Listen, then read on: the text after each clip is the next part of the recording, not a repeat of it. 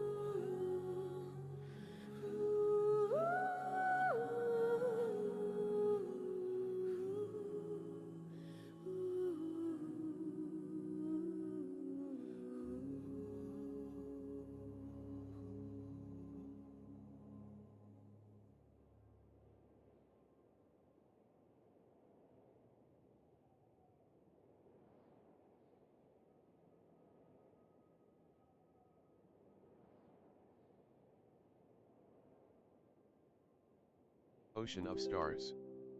Said. I arrive.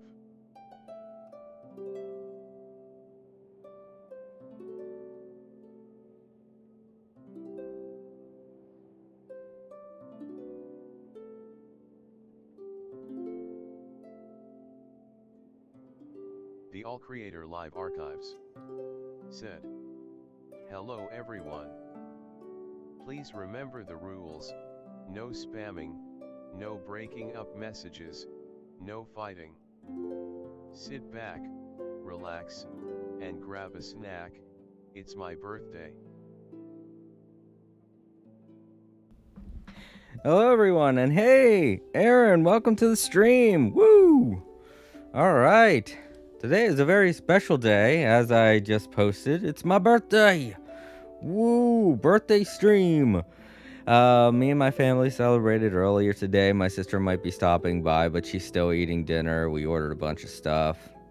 Had some fun today. Watched a bunch of crap on TV. But, yeah, it's been a really good day. Yo, May! Happy birthday. Thank you, May. Welcome to the stream. It's really good to be, streaming at this time of the, day because I don't usually get to stream this late on a Wednesday, but I didn't really have to work today because of my birthday, so this is awesome, and I've been up pretty much the whole day, so. Man. Alright, let's get into it. We're supposed to be celebrating the Windbloom Festival now, right? I don't know. I know there was an update yesterday. I didn't get to play Genshin because of it, but eh. That just makes today even more special. I get to do the Windbloom Festival. It's my birthday, all kinds of stuff. Well, Paimon isn't saying anything, so maybe today isn't that special. Said. Not yet. Not yet. No, yeah, that's true. We don't have all the special decorations. Dang it. Not yet. Crud. It should come March 3rd. The 3rd, of course. A day that I have to go into work. Crap. Once, well, we get there this. was a glorious kingdom established among the heavens.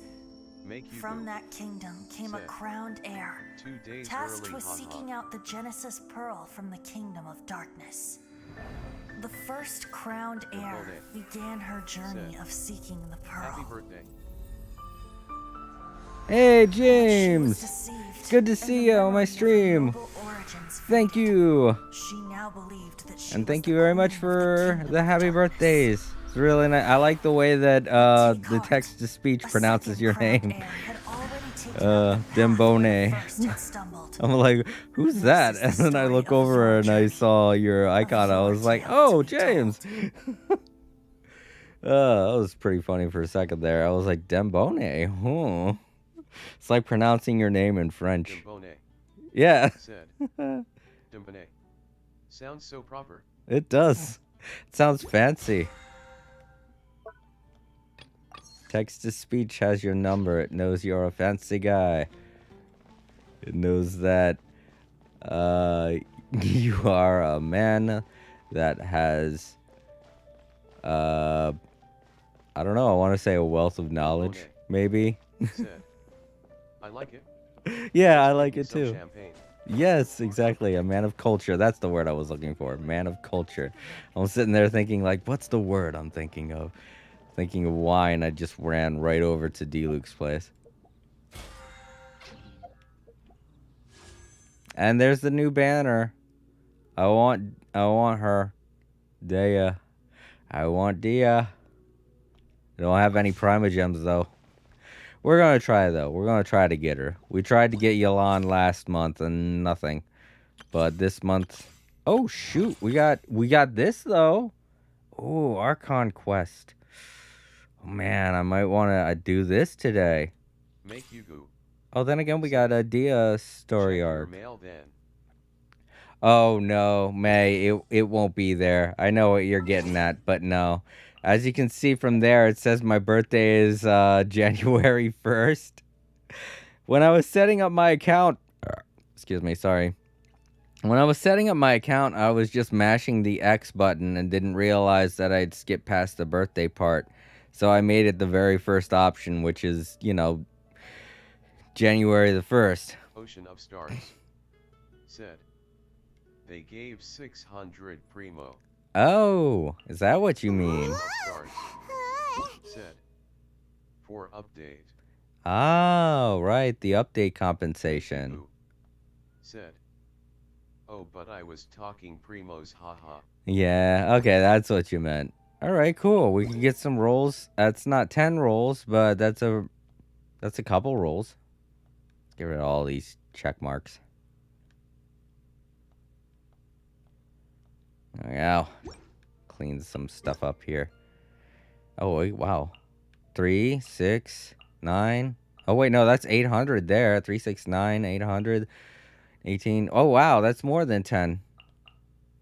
Sweet, I got plenty of pulls now. I don't even know why I got these ones. Oh, you know what? Right, because of the streamer thing. Right. For me offering to have my channel do drops, I get, you know, special rewards for being a streamer with the Twitch drops. So, yeah, sweet. All right, so we can do a 10 pull. Awesome.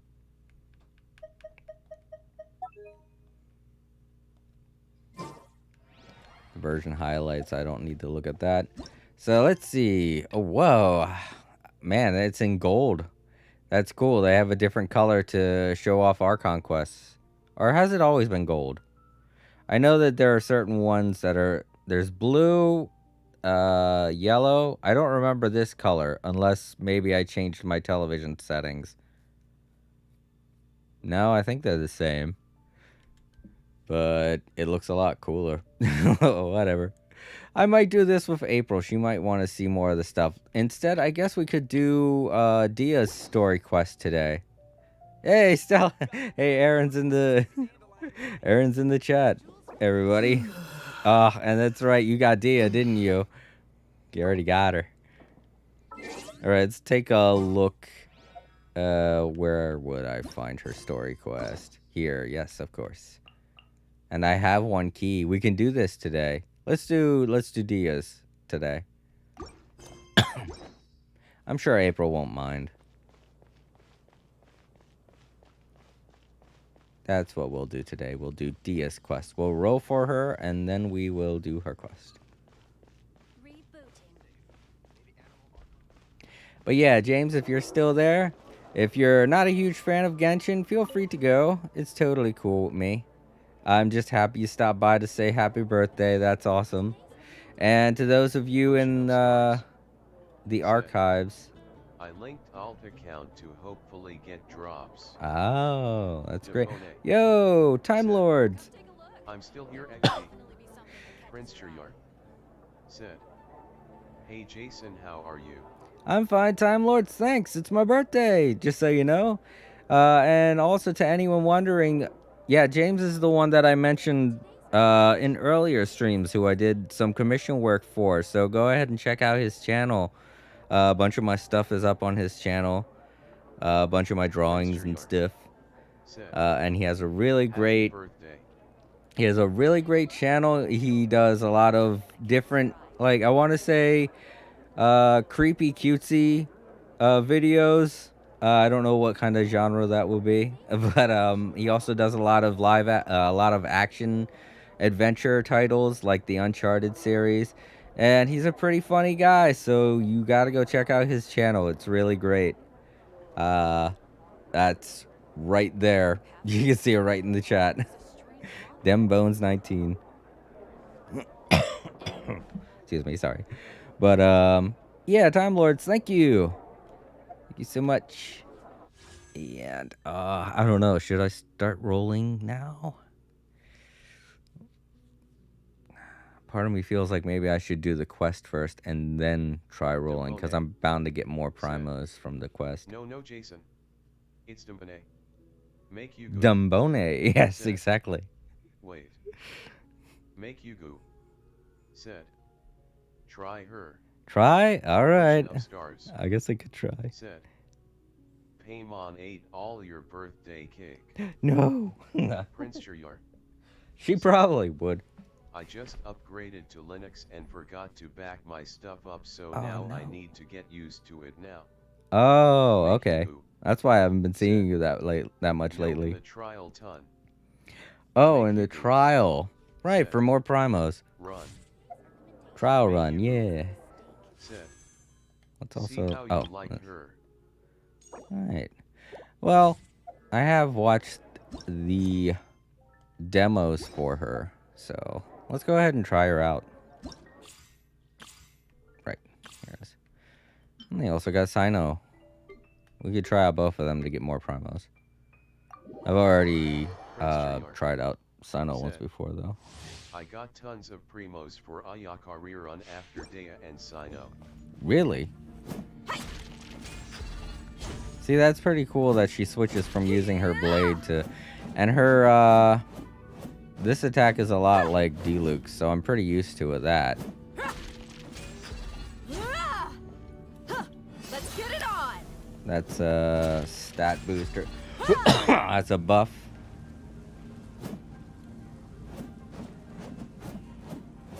Sorry if I'm choking, or it sounds like I'm coughing, but earlier on in the day, me and my sister April, we were eating while watching the new Animaniacs reboot, and I laughed a bit too much, and I ended up getting stuff going down the wrong pipe, and I started choking and coughing, and it left my throat a little irritated, but it was alright. I was having fun. Yeah. It's always the flame users, but I'm used to it now. One of my main rotations is D-Luke. Alright, let's try this girl out. Probably should have waited. Let's get it on! Ruh-roh. Oh yeah, they have 3 seasons.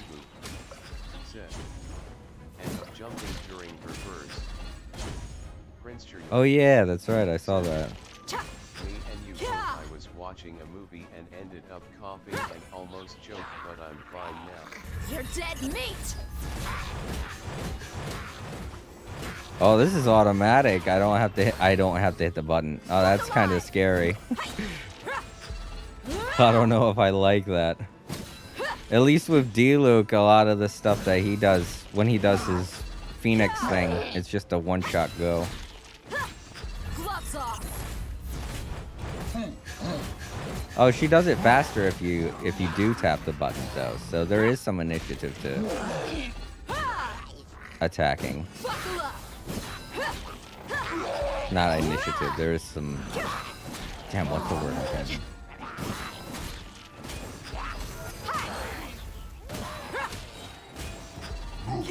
You're dead meat! Fuck, I can't think of the word.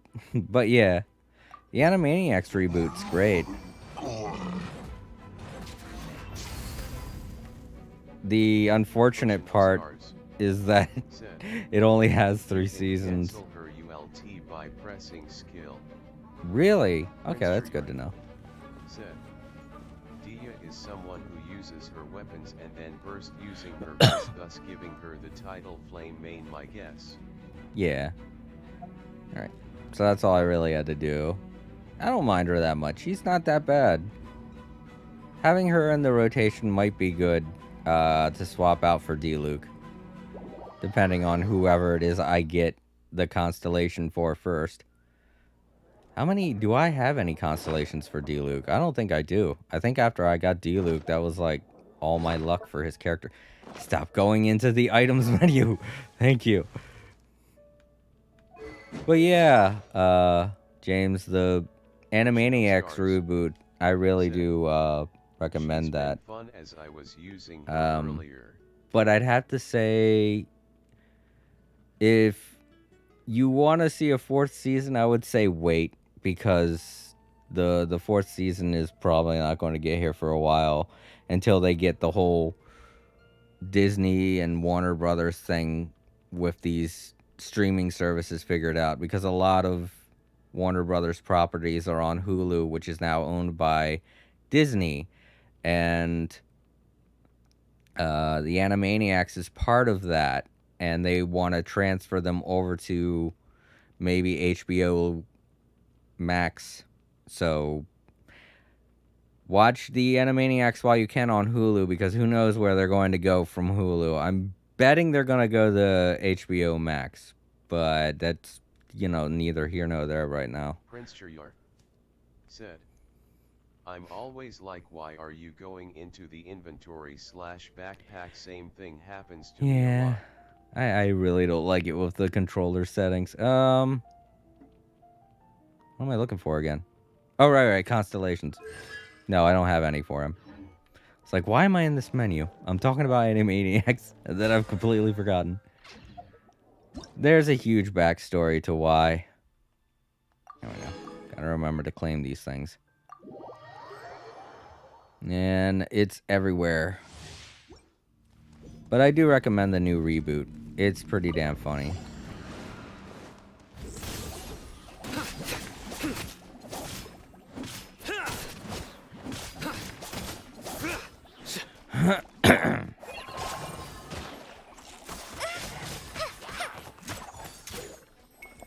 I'll protect us.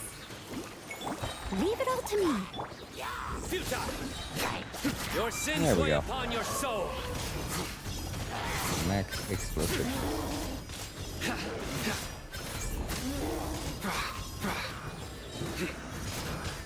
Guilty.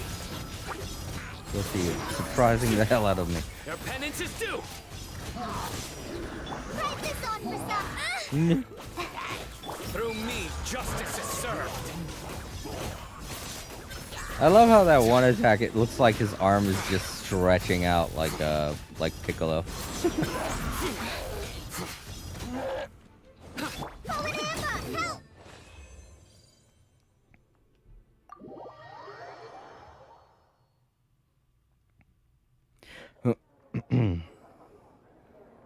Oh, my microphone. There we go. Now I can hear myself. I was like, what the hell? Oh, shoot. I better check my laptop real quick. I got a notification. I don't want it to be like, your laptop's now restarting. And then the stream shuts off. Said, would you have Kali or Feruzin as a teacher? Come take a look. There will definitely be something that catches your eye. Microsoft Defender summary. Great. Hooray, thank you for telling me something I didn't need to know. Just scare the bejesus out of me. Ever since that one incident where my laptop restarted and ended the stream prematurely, I've been on the lookout for notifications. Would you have Kalei or Feruzin as a teacher? There's a strange wanderer near Wolfen. I don't know. Feruzin seems like she'd know a lot more. So yeah, I'd take Feruzin. All right, let's go ahead and roll a bit for Dia and see what I get.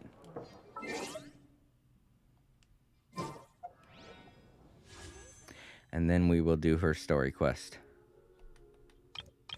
All right, 10 wishes. Here we go.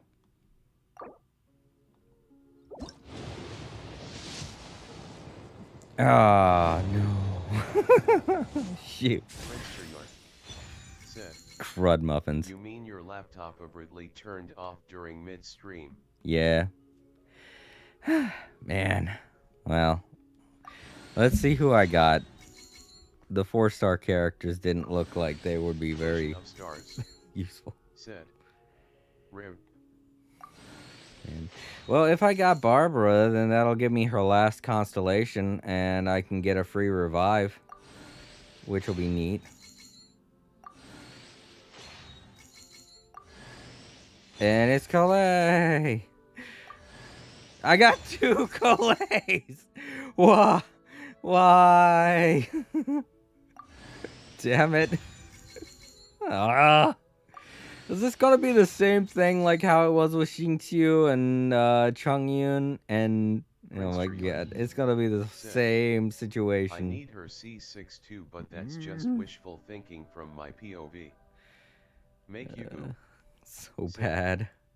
Kali says hello. Yeah, Ocean of twice. Stars. Said, I got stereo Kali Kole. was angry you said Feruzin was smarter. Yeah, that just jinxed me. I got stereo Koleis.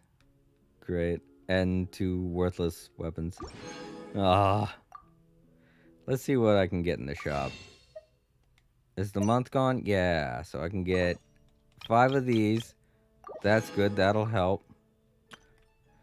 I have 11, so I can get 2 of these.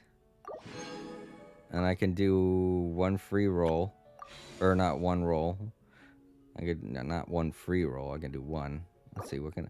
Alright, so 480, because I need only 3, so... If you do the 10 pull, you get a better chance. So I'll just get a couple more Primogems from doing the story quest, and then we'll do another 10 pull before I close out the stream, and see if I can get lucky. I'm getting really damn close to my 50-50. Because I tried really hard last month to get Yolanda, and I never got her. I didn't get any 5-star. No 50-50 was spent. So I have a 50-50 locked up. Locked and loaded and ready to go. What's going on with... Oh, right, I got the constellations for Kalei. I already had 2 of them also. Shit. This is going to be the exact same situation with Jiangxiu.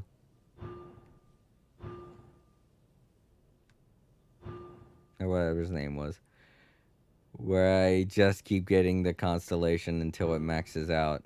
And here's the thing too, I'm not even training her, I'm training Tanari. Yeah, I'm training Tanari. So I guess I picked the wrong archer to choose. Apparently. He's a 5-star. I don't know why I would choose him. It's not like he's a better choice or anything. Alright. Let's unlock Dia. There we go.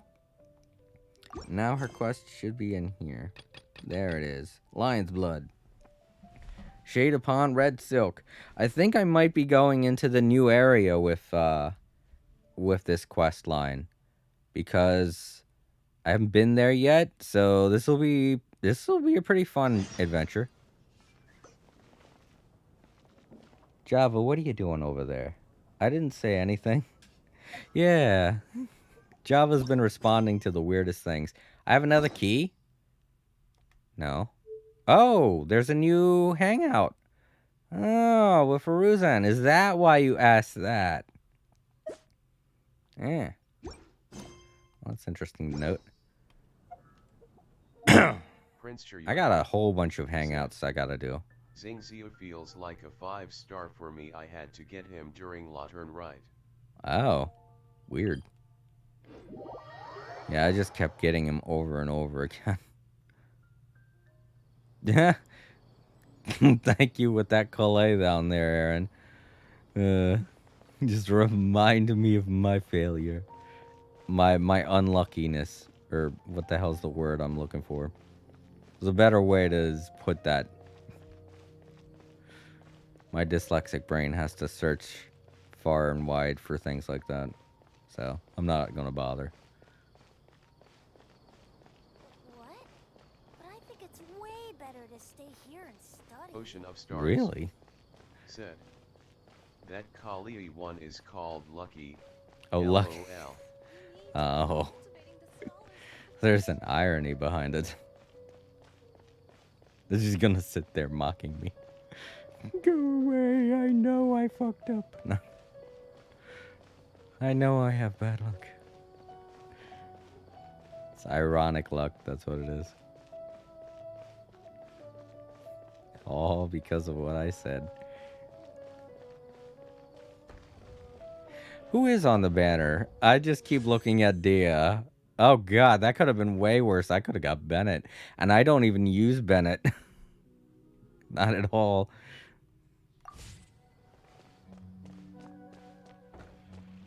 Alright, around here somewhere. Oh, the bazaar. Okay. So we gotta go down. Prince Chiyart. All these doors lead up. I guess Kali would be more talkative, but Faruzan would be a bit strict. Yeah. Make you go. Said. Manifesting 2 more Kali cons, haha. No, don't. I have enough Calais. I don't need a C6 Calais that I'm never gonna use. Eat and learn. Commission accepted. I did not mean to do that. I don't know why. I'm sorry, lady. I didn't mean to bump you either. Gosh, I'm being rude all over the place. Yeah, follow this. Don't follow that. Why is it following that? Oh, it's not. I'm just being dumb.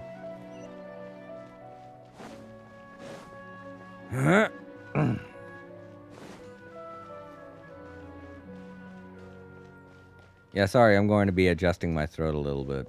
Oh, I already explained why. Right.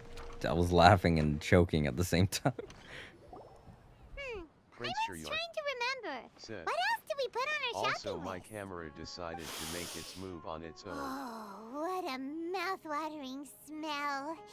Paimon would know the aroma of biryani anywhere. Let's go get some. We can still add it to the list. Well, if it isn't the Traveler and Paimon. Wasn't expecting to see you here. Hello there. Oh, it's been quite a while.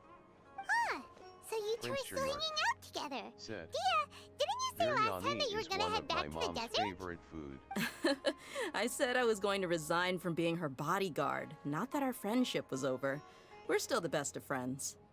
The Homayanis also still post jobs from time to time. Their pay is always generous, so me and the other mercs never pass them up. I told Dia to just stay at our place when she took one of those jobs a few days ago. My parents were delighted. They even said that it always felt like we were missing someone whenever Dia wasn't around. That sounds like something they would say, all right. They're always so welcoming. Anyway, the job is already taken care of, so I was gonna head back to the brigade as soon as I finished a little shopping. But the master kept insisting, and I ended up staying for another day. You can stay for as many days as you want, Dia. Father hasn't even gotten around to treating you to his best dishes yet. You know I'm not the kind of person to stay put in one place like that, my lady. Don't worry, though. There'll always be next time. But she said they'll treat you to the best dishes! I can't believe you can still refuse that! But wait, looks like it's didn't made you say from last glass time or that you would some take me on a type trip of to the material desert? That looks like Why don't glass. you just take me with you today, when you leave? There are so many places I still haven't visited yet. I'm sorry, my lady, but no can do. There's still a few things I need to take care of back at the brigade. Besides, the desert hasn't exactly been the most peaceful place lately. Oh, come on. Not this again. That's also what you said last time and the time before that. I know, I'm sorry. Just give me some more time, and I promise I'll plan the best trip ever for you. All right, fine. To be perfectly honest, it's not that I wanted to go, it's more like I feel like something is off about you lately. Ever since you first set foot on the estate a few days ago, you've been acting anxious and even paranoid. Have you been delaying our trip because you've run into some kind of trouble? Nah, are you kidding? You're worrying too much. Would you swear on that? Higher. Friends shouldn't lie to each other, you know. I wouldn't pry any further if you're willing to swear on what you just said. But if something really is bothering you, then just tell me. You know I'll help you however I can.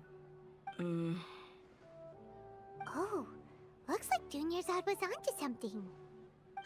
You're too perceptive, my lady. Seems I can't hide anything from you. I just thought that nothing good could come out of telling you about the messy happenings of mercenaries. Knowing too much only leads to more trouble.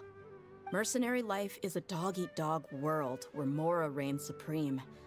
Everything operates on a completely different set of rules. That doesn't change anything about what I just said, though. We're still friends, and I can only support you if I understand what's bothering you. My lady... You're not gonna stop until you drag it out of me, are ya? All right, I'll share what I know. Let's go somewhere else first. This isn't exactly the best place for a discussion. Okay, let's talk here. Just try not to draw any extra attention. As you may already know, the Eremites have both a lot of mercenaries and a complex organizational structure. Many mercs are no different than me, just going around looking for jobs to earn some mora. My brigade is called the Blazing Beasts. We're not a large group, but every member is loyal and brave. However, not all Eremite brigades are like mine. Some are willing to cross all kinds of lines for the sake of mora. The most notorious is a faction known as Deshret's Relics. Deshret's Relics? Judging from the name, they must really look up to...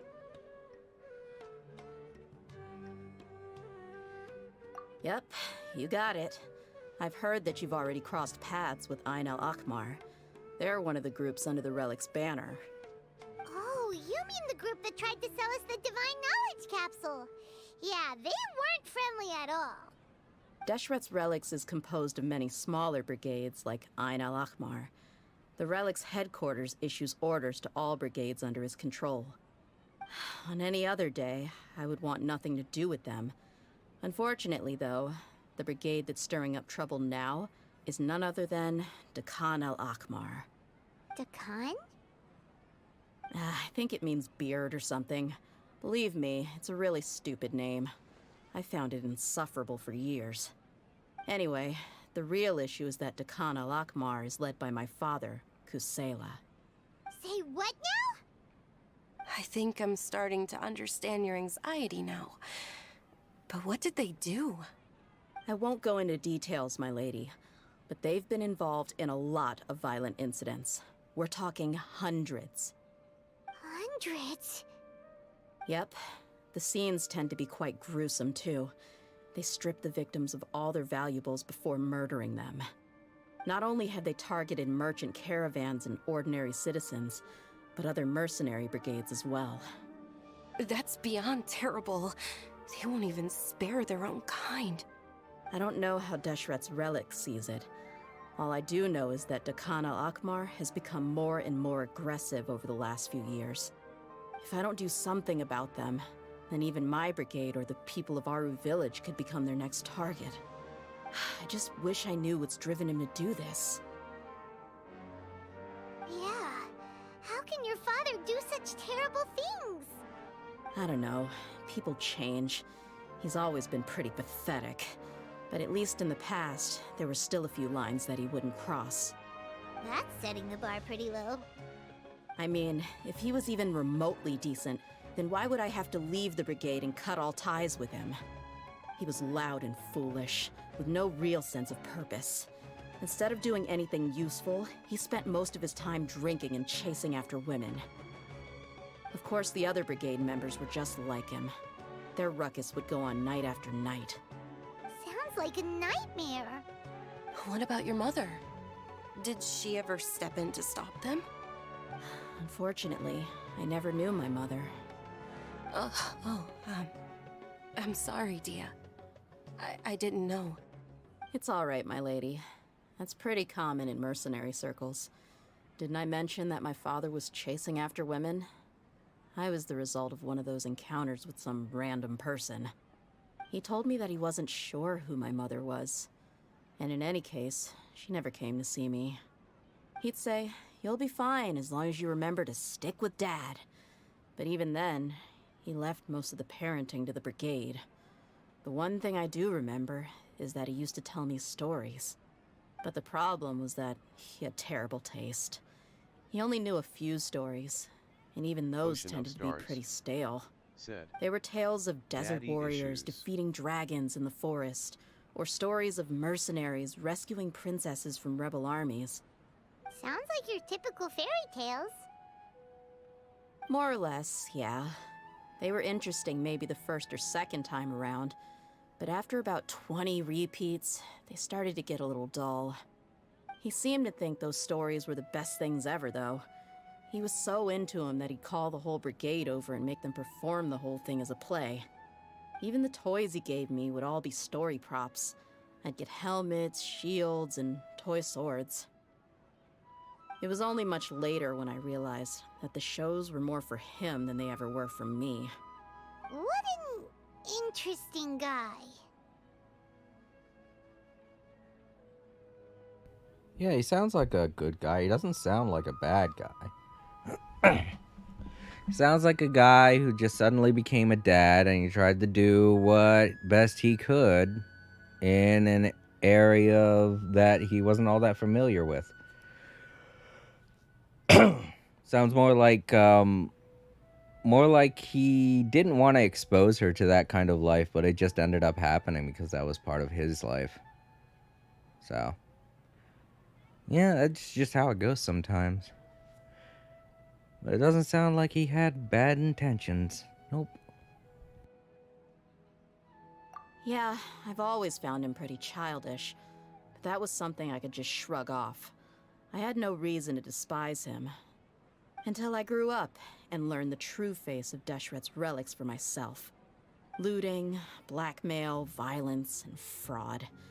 They not only accepted such heinous acts, they would even openly boast about them. No one in the brigade was any kind of hero. Instead, my father and his cronies were more like the bad guys that needed to be taken down. Did they really think that as long as they didn't do any of that stuff right in front of me, I would never know? I think I can understand your feelings. The difference between perception and reality must have hit hard. Yeah, but Don't worry, my lady. It's all water under the bridge to me now. I had a huge argument with my father and left that place behind for good. I'm not investigating them due to any bitter feelings I still have towards my father. I just want to protect those that are close to me.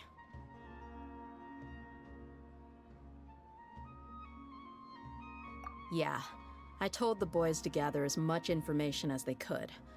Most of the reports concern violent incidents, but there's also some talk of smuggling. I see. But isn't this investigation incredibly dangerous? It is, but every mercenary lives life on the edge. It's a lifestyle that I enjoy. That may be true, but it'll be impossible for those who care about you not to worry. Well, now you get why I didn't want to share any of this with you. What should we do? They both have valid concerns. Huh? But there's no need for you to get caught up in this mess, too. Well, he's super tough, so if he went into the desert with you, then Paimon bets the Prince problem would be solved in no time. Said. I'm inclined to agree.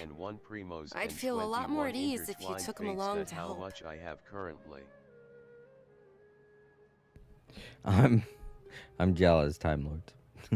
That's not, that's not a huge amount. That's pretty much what we all got for free. Well, I got for free in the mail. But at the same time, I want to do another 10 pull for Dia. So any primos I get, they'll be more than welcome. I'll wait for news from you in the city until then. Please, stay safe. I'm honored that you care so much for me, my lady. All right, then let's get moving. Our first stop will be Caravan Rebot, where we can catch up a bit with my fellow mercs. All right, Lionsblood. This quest is called Lionsblood. All right, let's see where that is, if it's in the new area or not. It's not down here. Oh, nope, it's here. Okay. In my case, mostly of inactivity and playing Hogwarts Legacy. Avalanche still needs to fix the bug that you saw on Twitter. Oh. Okay. Yeah. I don't... I got that from my sister. That's all I'm going to say, is I got Hogwarts Legacy from my sister. I don't know anything about the world of Harry Potter. I know this might shock a lot of you, but I'm not really a fan of Harry Potter. I've never seen any of the movies or read the books or anything. I mean, I know stuff from parodies, but that's like the max amount of stuff that I know. But my sister April, she knows everything. She's been a huge Harry Potter fan since the books. So I think that's the main reason why I didn't really pick up on that. I'm not a fan either. Yeah. Only seen first movie. Yeah, I didn't even go that far. I think that's why I didn't get into the Harry Potter series. My sister read the books. She brought the books home and she was like, "Oh, it's so great. You got to read it." And I'm not a book reader. So I was like, "No." And then they came out with the movies and she was like, "Oh, you could see the movies with us." And I was like, "I don't wanna." It's just, it wasn't part of my circle or whatever it is you would call it. Like, none of my friends liked the books. None of my friends liked the movies. Back from where I came from, up in Maryland. And, it just wasn't the kind of thing that I would ever see myself watching. So I never did, and I never got into any of it. But my sister loves it, so that's what I got her for her birthday. Oh, also, just so you guys know, it's my sister April's birthday too. We're twins, so it's her birthday. Woohoo! Forcefully trying to make someone to read or watch something that they don't want to is not being a good friend. Well, she wasn't trying to force me or anything like that. She was just telling me, "Oh, it's really great.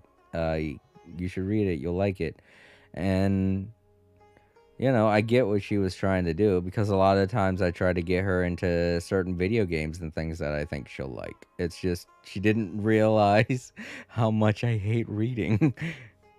And even when the movies came out, it was just like a thing of, there are so many people that already know this, and I just don't want to feel like a noob in this thing. So I just never got into it.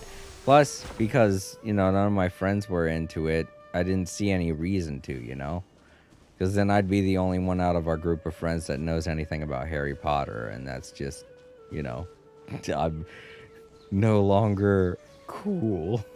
I'm a nerd. I'm still a nerd, but...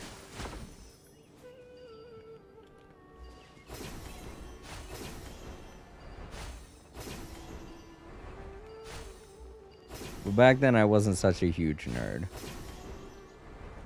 Not as much as I am now. I played things like 007, GoldenEye. I played a lot of 007 games, come to think of them. Said, TBH Hogwarts Legacy is way before Harry Potter, at least IMO. It's better than the versions EA made with the actual books and movies. I can't really tell, to be honest, because, you know, I don't know nothing about it, like I said. But yeah, I did want to save this as a surprise, but I guess I could say it. This is in the middle of the stream and whatnot. But yeah, April really wanted the game. I got it for her, and she wants to play it on my PS5. So we decided that we're going to stream it, but she's going to be the one to play it. And this is going to be the first time that that's ever going to happen on my stream, is April's going to actually play a video game on the stream. Now, I'm not going to confirm that that's going to happen. I'm not going to say it's definitely going to happen. But if April does feel uncomfortable with doing it, then I won't do it. But that is something we do plan on doing this month. Is April wants to play Hogwarts Legacy for the stream. And I am 100% okay with that, because for a change, I'll be the one watching her play something instead of her always watching me play stuff. I should start preparing for the next on-site. It should be under. Prince Chiryor Or is it up? said, Episode 1 her choice.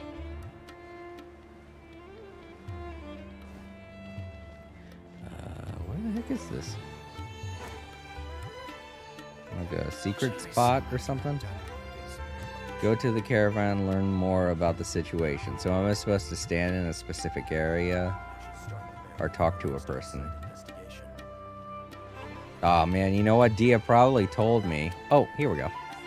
Hey Dia, you're back. Are these two friends of yours?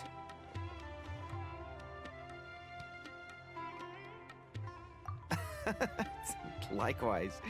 There's no need to be so formal with us. We're a pretty casual crew. Anyway, since we've got a newcomer, let me fill you in on what the Khan al-Akhmar's been up to lately. They've become extremely aggressive. Apparently, even their own now have become acceptable targets. They even attack other relics brigades, just the same as any other mercenary brigade. Even the most ferocious beasts still protect their own. But it sounds like they've thrown that straight to the wind. That's right. Once they've collected enough loot off the other mercenaries, they sell it off to a different brigade, or turn to merchants on the black market. A portion of their profits is immediately exchanged for more food and weaponry to be used in their next violent operation. That's terrible! Yeah, and it really makes you wonder why they're so desperate for Mora. A few days ago, Isham and I trailed them for a while, and even disguised ourselves as merchants to conduct trade with them. We were able to learn a few things from the exchange.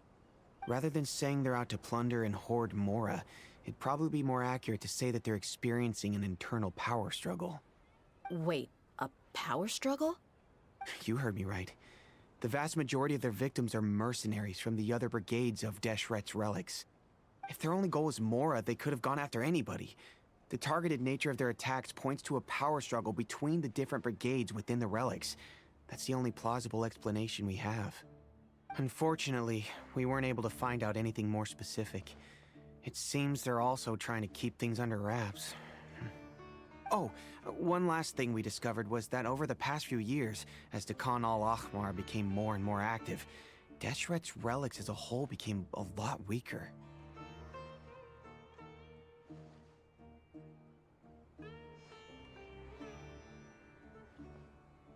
It sounds mighty strange to me too. Haroon, you can leave the rest of the investigation to us. Gotta say though, I didn't expect you to go on a whole undercover mission during the few days I was gone. Sounds like you were really putting your necks on the line, no?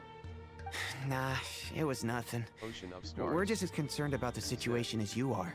The Khan al-Ahmar is your father's crew after all. Good and trying to fight the What he Brigade's said. corruption. Besides, Dia, haven't you done more dangerous things than all of us combined? What we did is nothing compared to your experiences. Yeah, that's I feel the exact same way, Aaron. It seems like her dad's a pretty nice guy. It's just she got more from his the company he keeps rather than his own personality, which you shouldn't do that when it comes to the people that you hang out with. A lot of times people are just friends with others or are involved with others because either they're too deep into something or it's just the person that they're with has the same goals in mind, you know? And she just didn't see that. She felt like, oh, why is my dad hanging out with these ruthless cutthroats? He's just as bad as they are for not calling them out on it or something like that, you know? I feel like this is the lesson that Dia's probably going to learn throughout this adventure. But we're jumping the gun now. They're just, you know, foreshadowing. They're doing a lot of that right now. Stars said, possible she was a hostage as well. Yeah, you know what? We don't really fully know her story with it either because she's not telling us too much. She might have some deep emotional trauma caused by his friends that we don't know about, you know? And maybe he didn't do anything about it. So that could be another justification for the way that she feels. Yeah. And while they went to talk with Khan al-Ahmar, I took a look at the last camp they attacked. Any survivors of the attack were already long gone. There was nothing of value left in the camp. Ah, Hisham and Khalaf. You're here too. We rushed over as soon as we saw you come into Caravan Rebat.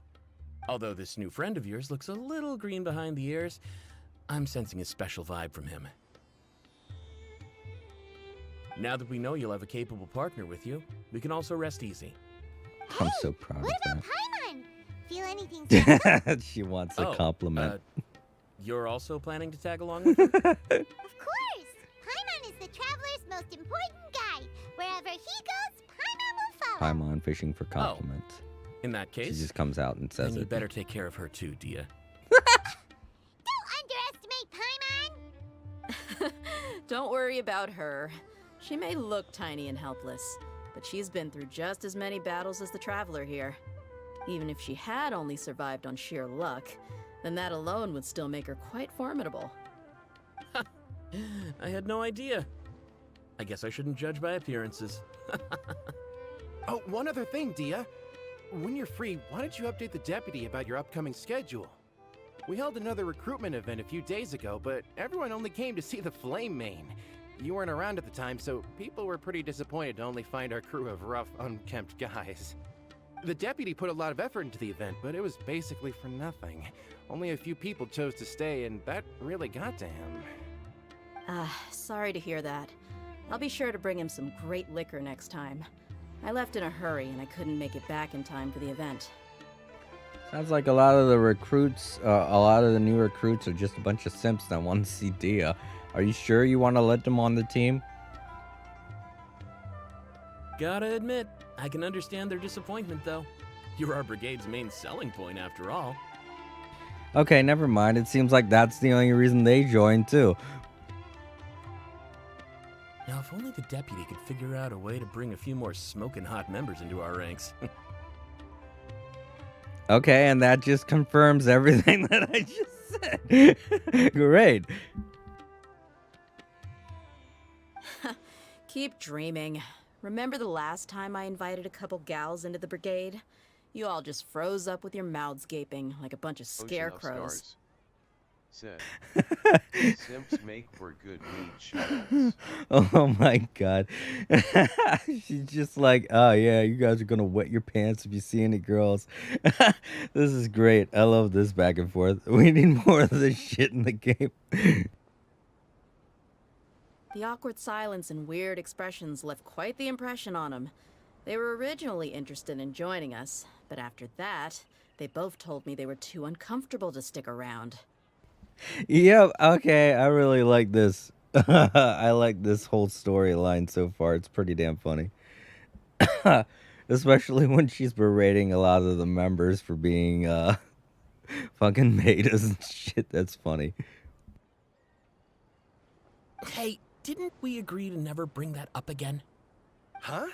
Wait, are you serious? Why have I never heard about this? I don't think you were part of the brigade yet. Are you kidding me? I missed a once-in-a-lifetime moment like that and you weren't even gonna tell me? All right. We can tell you about it later. Now's not the time. Hey, don't you try to change the subject. You and Hisham get your butts over here and tell me everything right now.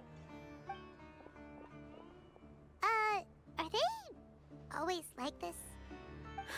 More or less. There aren't many rules or graces when it comes to mercenaries. We're used to just speaking our minds. If someone starts getting under your skin, you just yell right back at them. And if that doesn't put an end to it, then you just challenge them to a fight. Paimon, you're a long way from Kansas. Oh my god, look at my face. Traveler's the same way as Paimon right now. Like, oh my gosh, you're all so garish. What the hell? I'd expect my character to at least have a smirk on his face or something, but no, I'm just as surprised as Paimon. I guess I'm just as new to this type of banter as she is. Wow.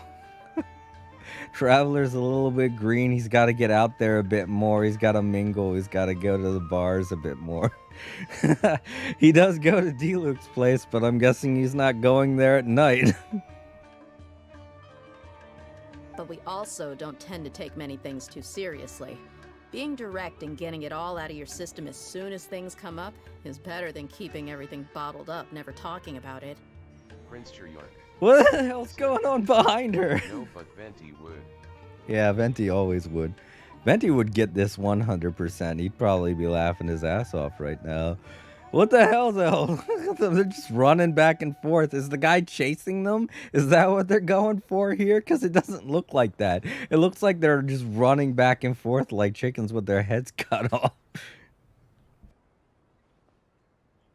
That's also why I never spare their feelings when I talk to them. If I want to laugh, I'll laugh. If I'm angry, then I'll unload on them. It's hard to stop once you get used to it. Though, I can never do that when I'm with the Homayanis. Hey, knuckleheads! Can you at least tell me the rest of the intel before you go back to your bickering?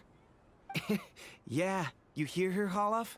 Told you we gotta focus on the investigation first.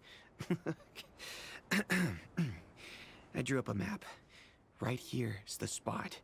There you'll find the merchant caravan responsible for getting rid of Dakan al-Akhmar's looted goods. Okay, so I'm guessing that these are all high school students or something, because they act like that. That's exactly what they're acting like. I get the way I get why she acts like that around them, and why she seems to have company like this more than the others, because the other guys are probably older guys that just act childish. Well, these are actual kids acting like kids, even though they're young adults. Still, it's the same kind of mentality. You don't really start acting like an adult until you're, I want to say, mid-20s, maybe even 30s. But a lot of guys, when they're young, in their teens or early 20s, they're going to act like this. You're going to get a lot of guys that act like this. Where they're like, oh, we got to see the boobies. And, oh my God, it's a girl. I don't know how to talk to her. All that shit. I think when they first met Dea and the Traveler, I think she would have taken him out.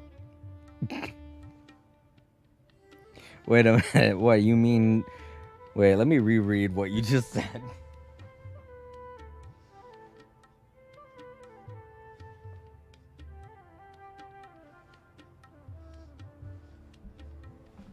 Prince Chiryar said.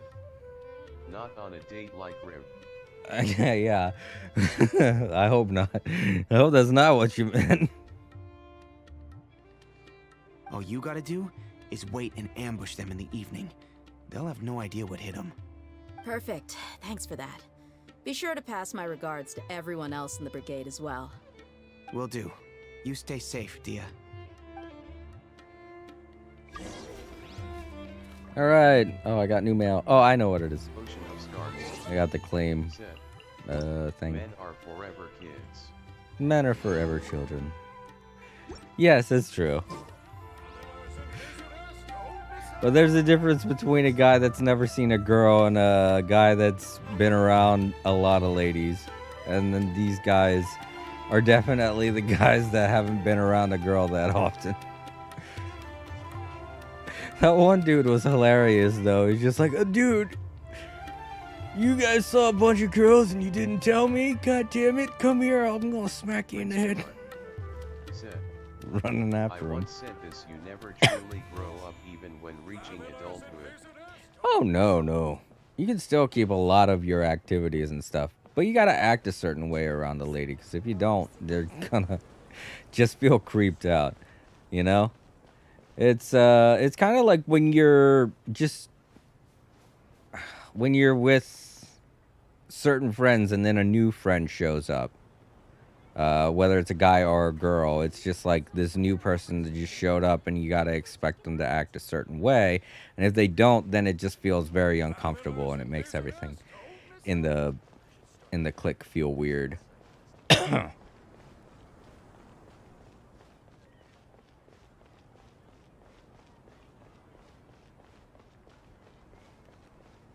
Where am I going?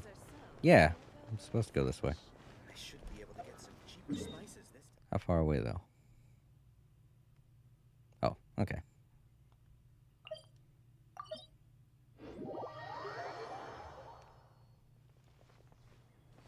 Oh, it slipped.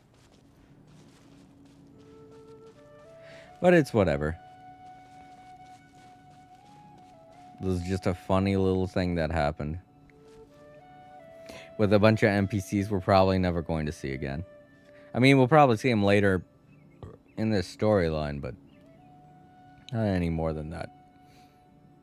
But that was pretty funny. I did enjoy that.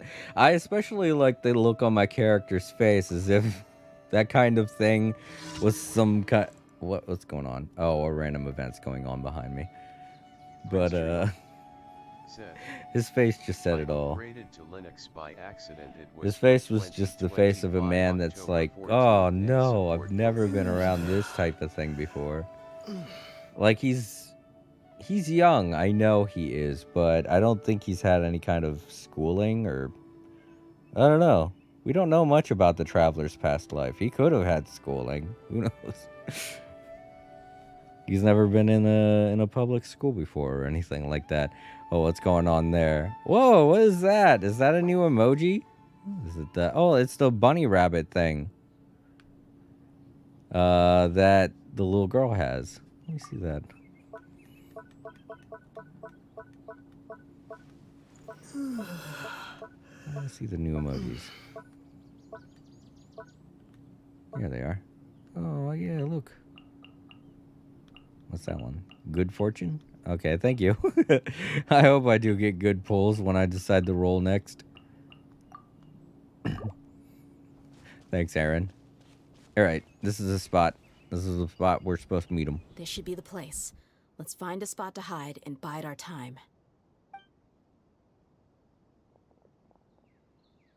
It's gonna come down to a fight one way or another, so let's all be careful. No need to worry. He knows his way around a fight. I'm not worried about that. What I meant is that we probably shouldn't go too hard on the enemy. After all, we still need to get information out of him. Just time goes by. And later that night, Ah, here they come. she was standing in Ready? that position the Let's entire not give them a time. chance to react and end this quickly. Oh, get to be her. Hooray. Alright, let's do this.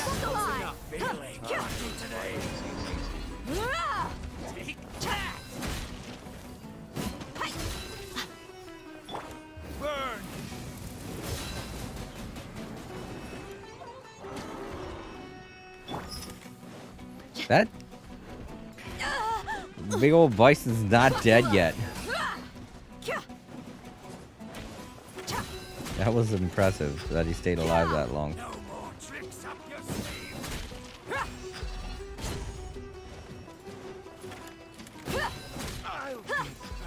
I like the burst that happens, that comes like out of her fist weapon.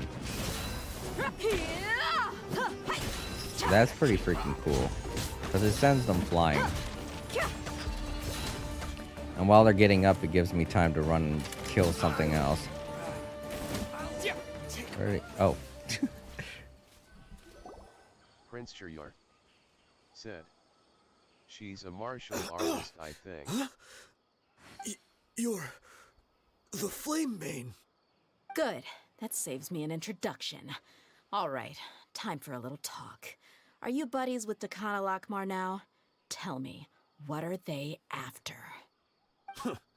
You know the code of being a mercenary just like everyone else. The first rule is to never divulge key information about our employer. What makes you think I'd talk? That might have worked on an amateur, but I know you're just looking to protect your reputation.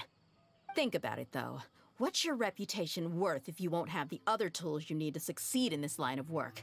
Tools like, I don't know, your limbs or eyes? You've got 5 seconds. You might want to think twice about how much your employer's information is worth to you. Whoa! I'm not joking around. We can do this the easy way or the painful way. 2 seconds! I'll save you the trouble.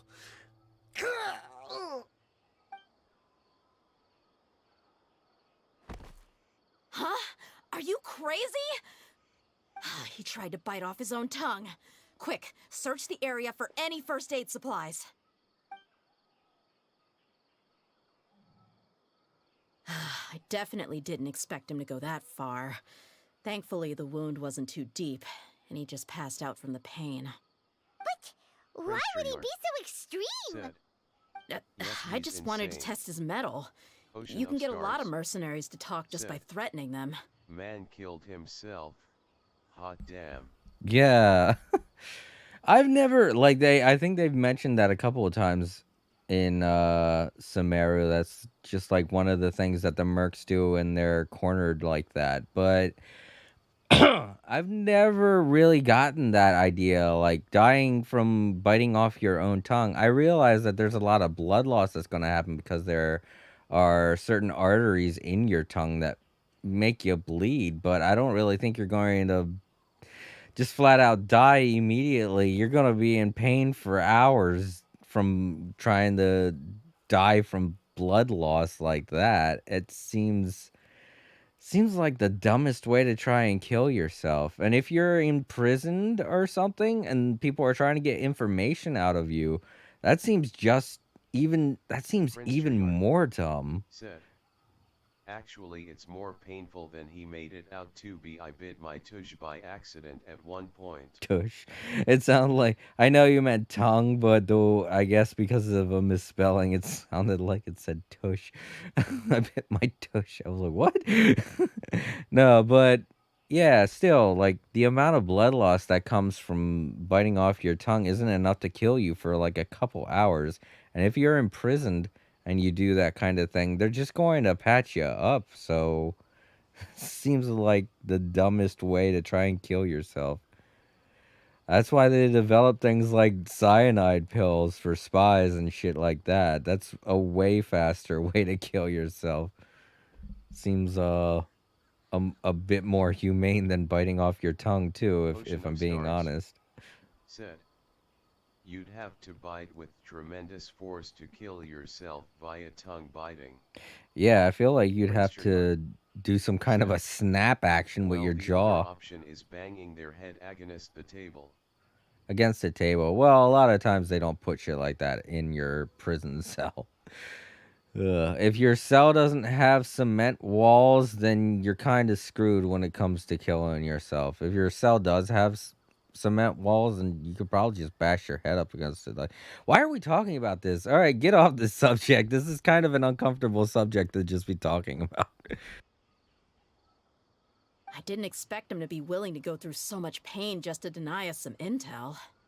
Well, he's out cold for now. We could wait for him to wake up, but maybe it's not a good idea to interrogate him any further. What should we do? Yeah, don't worry about it. It'll be a waste of Prince time Jumar to interrogate him again said, after that. He might "We just blame hurt Dea himself for again that if we start XD." asking. There are lots of goods around here. Let's search the area. Maybe we'll be able to find something. No, I don't think I'd be ready to blame Dia for anything. I'm gonna blame Paimon. I'm just gonna blame Paimon. I'm really sorry. Oh, there you go, Time Lord. She apologized. Poor man. Okay. she tried a little too hard to scare him. Some weapons, boxes, blah, blah, blah. Yeah, that's not gonna... Probably in that rucksack there.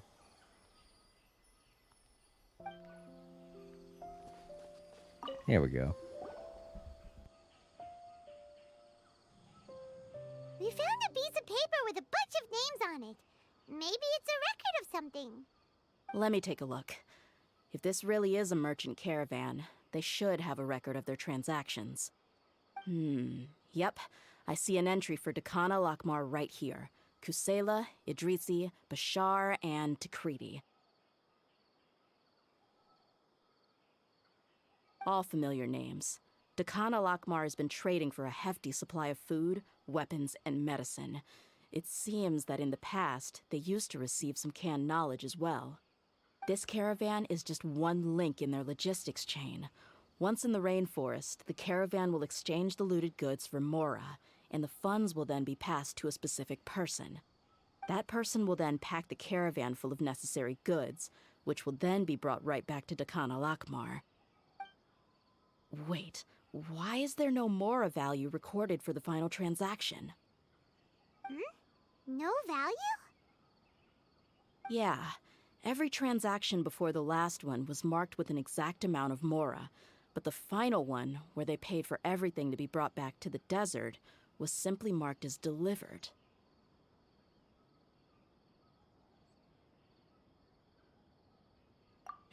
Perhaps. But they couldn't have known how much they would make off selling the loot. Do they not care about profit margins at all? Anyway, the next part's the records of the goods themselves. There are a lot of entries. Everything was probably sourced from the rainforest. Huh? What's wrong? Shazamon Homayani? Homayani? You mean Dunyarzad's family? Could it just be another family with the same last name? I'd be surprised to find someone with the exact same first and last name. Shazamon Homayani is Dunyarzad's father, and the head of the Homayani family. Just what the heck is going on here?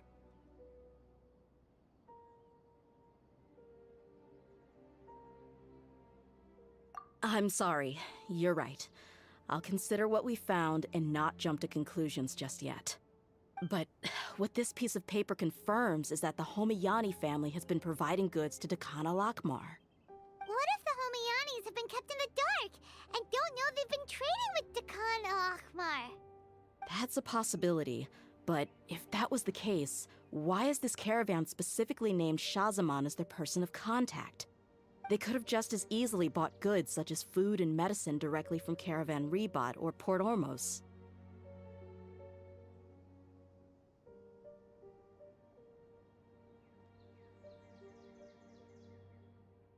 Yeah, funding violence and looting. The brigade gets the goods, and he is paid the proceeds from the sale of the loot.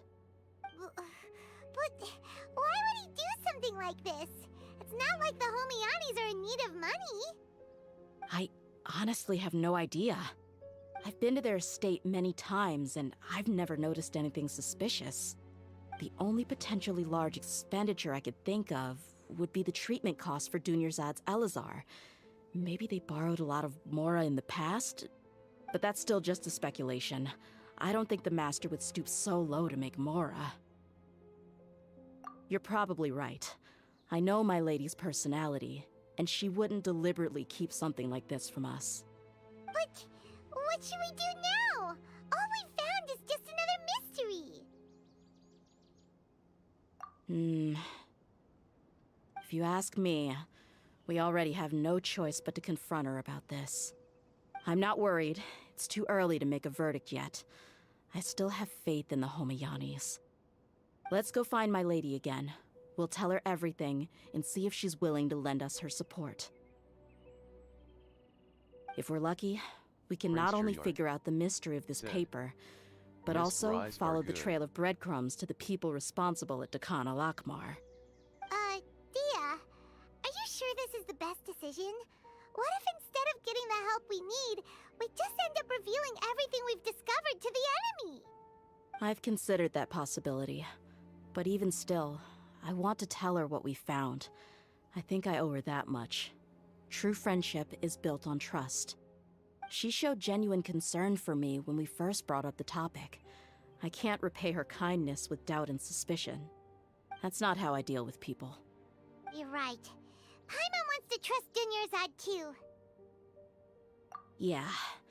Let's pay another visit to Sumeru City.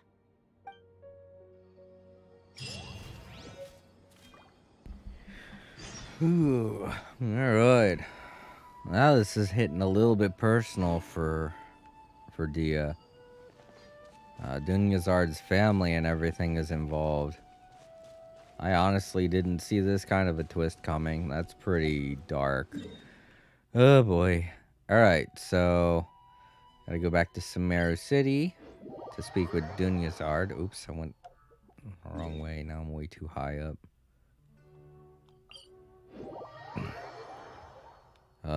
Nope, this is just as bad. There's so many teleporters. I think this is the lowest one I can think of off the top of my head.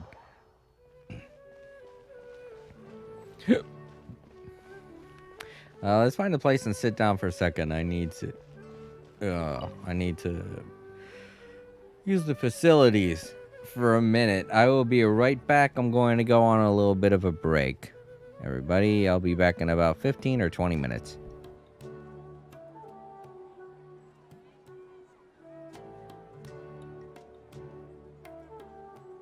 After all this time living in the city, I still miss my red sea.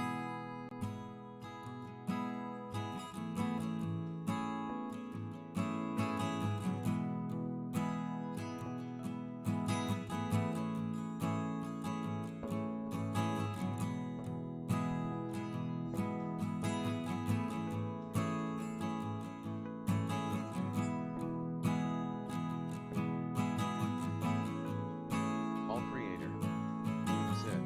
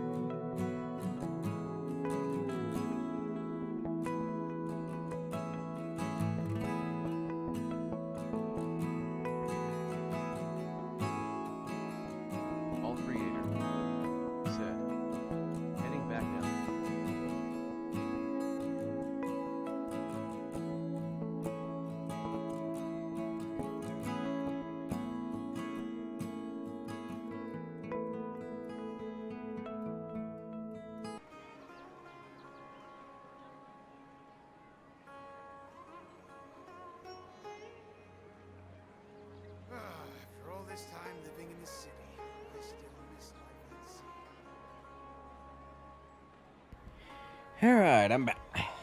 Whew. Sorry about that. Okay, so let's see, what do we got going on? Return to Samara City, talk to Dunyazard. Alright. Okay, so either she's in the bazaar or she's in that housing area where I usually see her.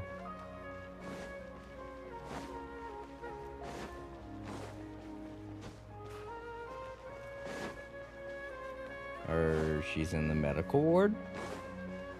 She's in the medical ward. Weird. Oh no, this is the housing district. Right. Ocean of Stars. We're back, my lady. Said. Oh, you're back a Me lot and sooner you than got I back at expected. the same time. You mustn't have run into any trouble LOL. then. Well, how did it go? What did you come up with? Actually, we're still investigating. It's just that we've discovered something strange. I see. The clues you found have led you back here, in the city? Something like that. Yeah. You all look a little dispirited.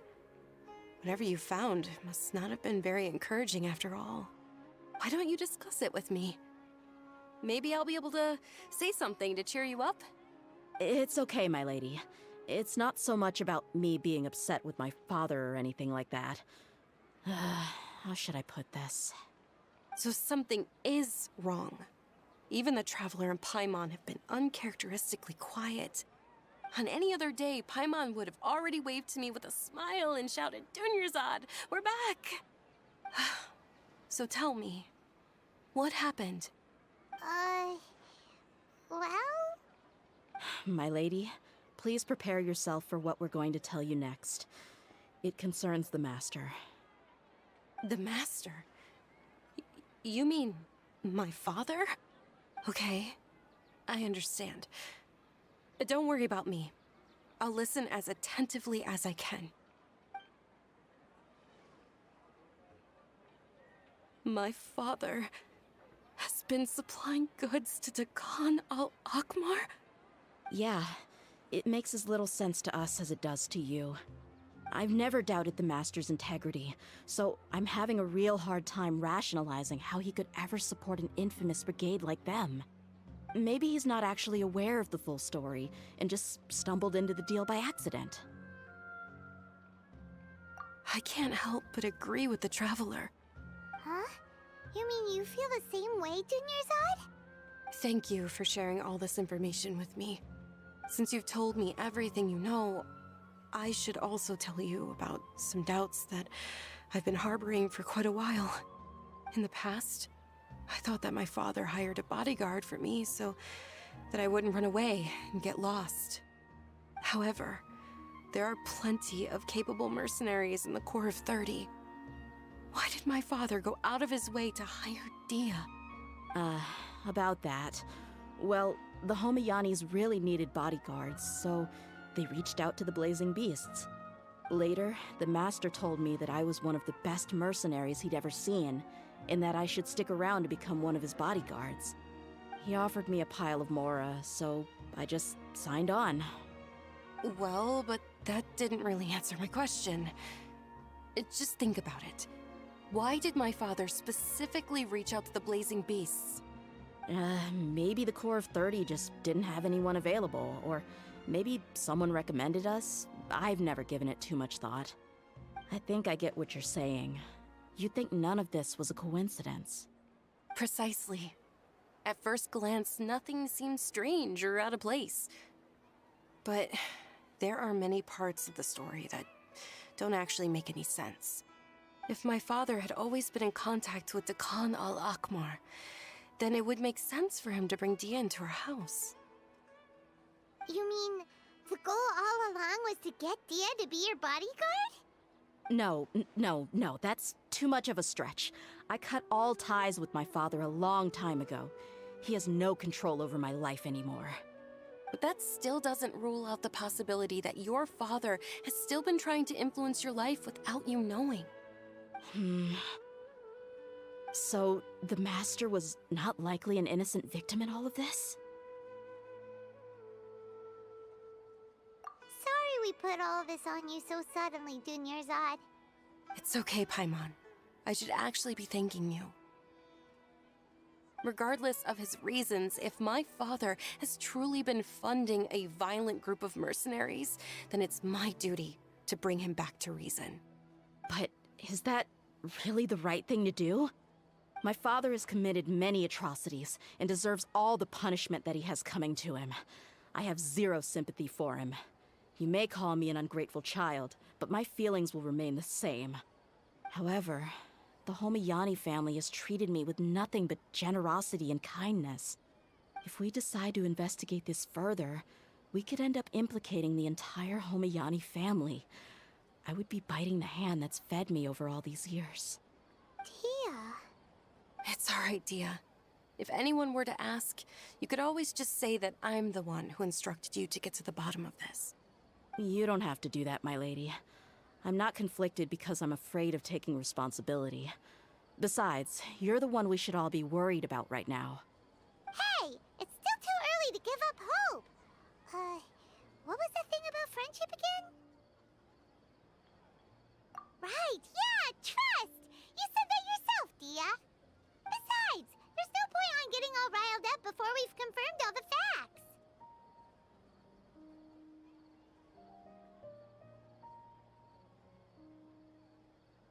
Thank you, everyone. That makes a lot of sense. I guess I should always remember the trust that I've placed in people. In which case, my lady, could you ask the Master to come out and have a chat with us? Sure thing. I also hope he'll be able to give us a logical explanation. Let's meet at the usual place then. Usual place? Ah, right!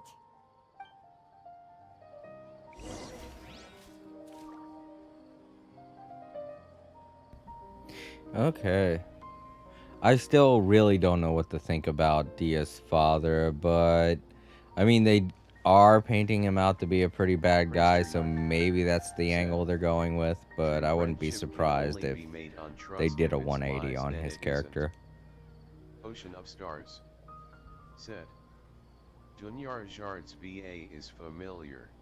She does sound familiar, but then again, she's got that deep kind of tsundere, I guess is what they call it, voice that you hear in a lot of characters, so that just could be the thing. I don't really look into it that much anymore. I just like to get lost in these days. From watching One Piece, I know I already told you about this on Twitter, Aaron, but a friend of mine got me hooked onto One Piece, and after watching One Piece for a while, I feel like it's more fun to just get lost in the world and not really worry too much about the voice actors and things like that, because that kind of takes you out of the experience. I've been doing that for the past 10 years, and because of it, it's kind of been throwing me off in watching certain things, you know, because I get more judgmental about them and things like that. So these days I try to, I mean, there's nothing wrong with it, don't get me wrong. There's absolutely nothing wrong with wanting to know who the voice actor is for certain characters and stuff like that, but I find it's a lot more easy for me to consume media if I just take all of everything that I know about it and add a bit of mystery, you know. Ether's VA is in One Piece. Ocean of Stars. I think so. Said, I tend to read manga more than watch anime lately. That's true. I've been noticing that you've been doing that a lot more lately, because I don't think I've ever really seen you talk about any kind of animes you've been watching these days. I remember the last one I remember you talking about was man, I can't remember. It was one where a guy was wearing a boar mask or something like that. I'm not that big with anime yet. I'm just now getting back to it with One Piece. But that's all I remember from the last anime I remember hearing you actually watching. But yeah, lately I've been seeing a lot of manga from you. Demon Slayer. Demon Slayer, that's it. But yeah, lately I've been seeing a lot of manga coming from your Twitter feed and stuff. So.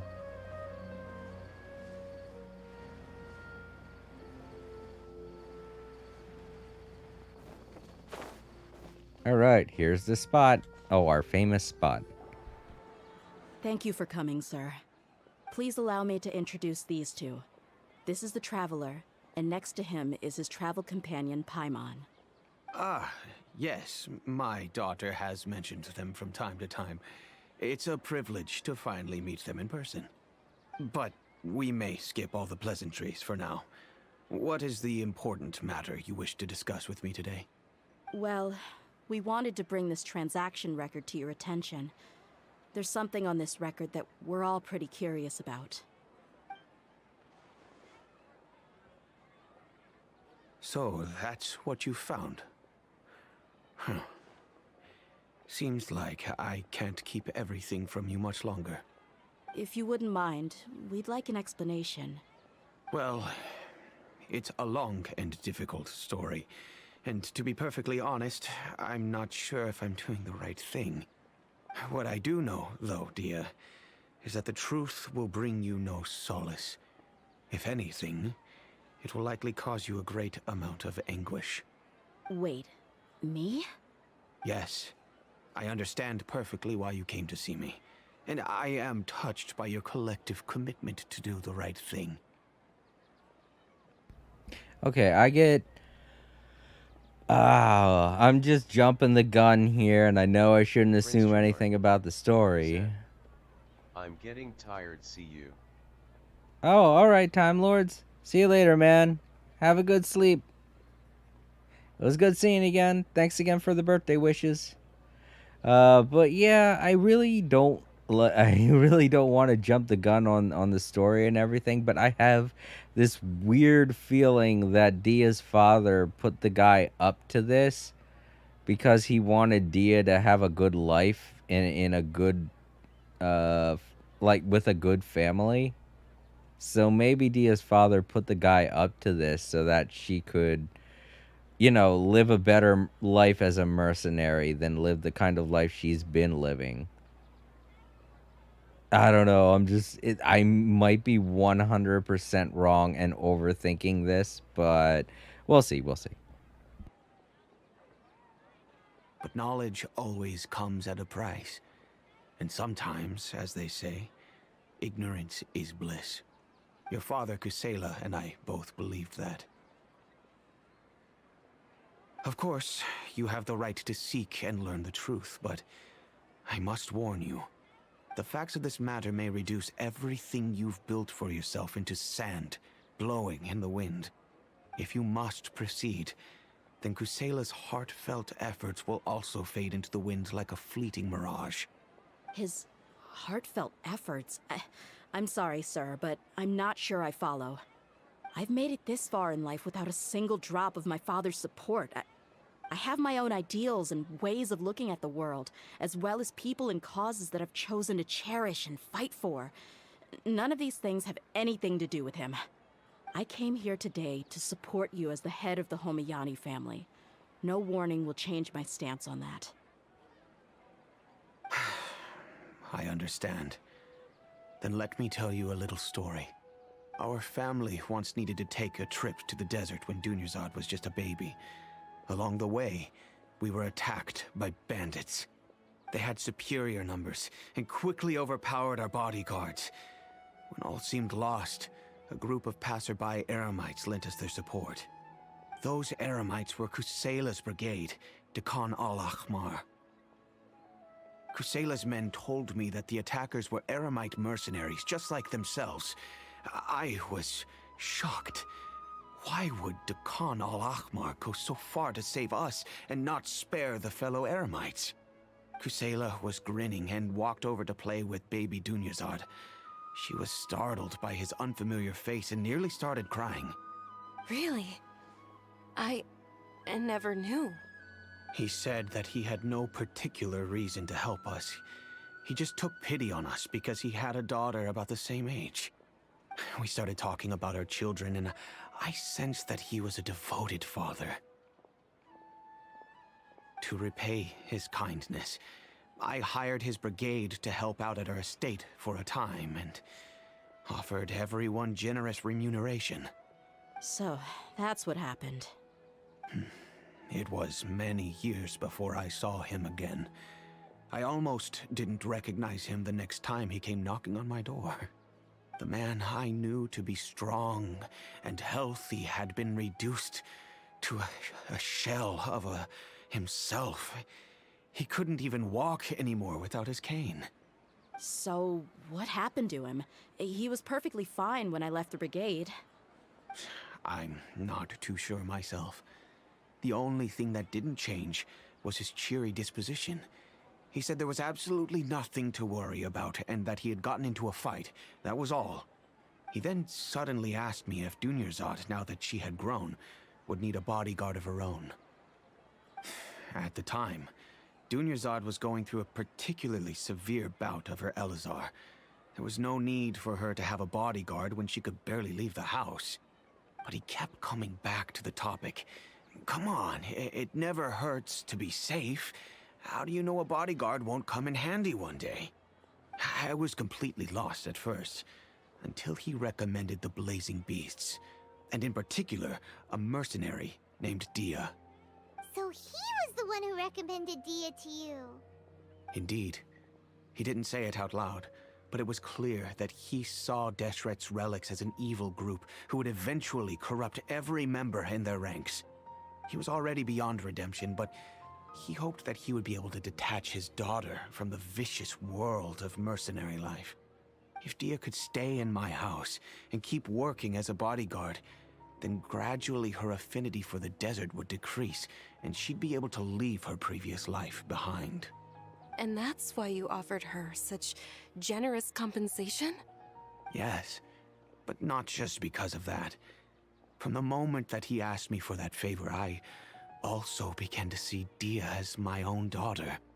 And that's also why I tried to persuade you to stay when you asked for permission to leave. I was willing to spend however much it took. Kusela saved my daughter and I all those years ago in the desert. I could never refuse him entrusting his daughter to me. He was always like that, acting like he's oh so smart and self-righteous. Kusela said that he'd reimburse me for a portion of Dia's fees. I refused to take any Mora from him, but he'd always sent me funds anyway. Eventually, I just accepted them as a token of his gratitude. And that went on for a while until I received another letter from him a few years ago. The letter contained a request to help him buy food, weapons, medicine, and even explosive materials. Wait! Isn't that around the time that Dekan al-Ahmar started becoming more aggressive? That's right. When I started to hear some nasty rumors, I became wary. I wanted to meet him face to face to discuss things. Was a good guy. Yeah, my assumptions were correct, but I feel like he's not the one that's writing the letters anymore. I think someone's putting him up to it. Either that or he's gone now and someone else is doing it. 'Cause there's no way that he'd be asking for things like explosives or even asking for anything in general from the way the guy is. But I'm guessing this guy knows that, and he just can't do anything about it anymore without risking Dia being, exposed. Or, even Dunyarzad at that point, because messing with the Eremites with everything that they do, oh my gosh, that'd be bad. He's kind of put himself in a pickle at this point. If they found out about his correspondence with Dia's father, then they're probably taking advantage of the situation now. Wait, where's the mute button again? Sorry, I'm trying to mute my microphone. I'm still getting used to where the mute button is on this thing. But by then, he was no longer receptive to my requests to talk. If I had to guess, it's probably because he doesn't want to put Dia at risk.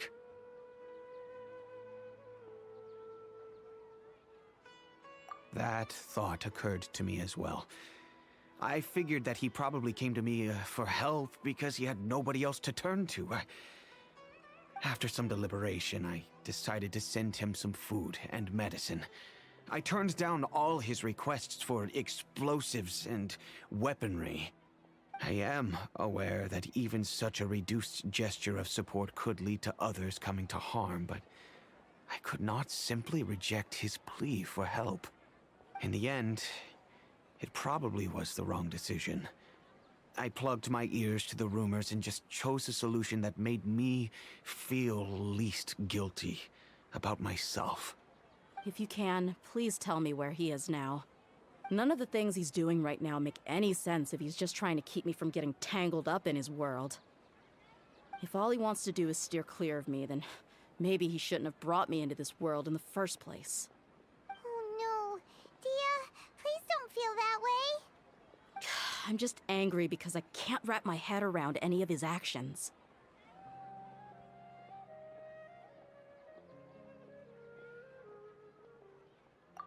I don't know. I really don't know. I don't think I can do it. But I guess you do have a point. We haven't uncovered the whole truth yet. We still need to figure out his exact actions and reasoning for these last few years. I'll do my best to help.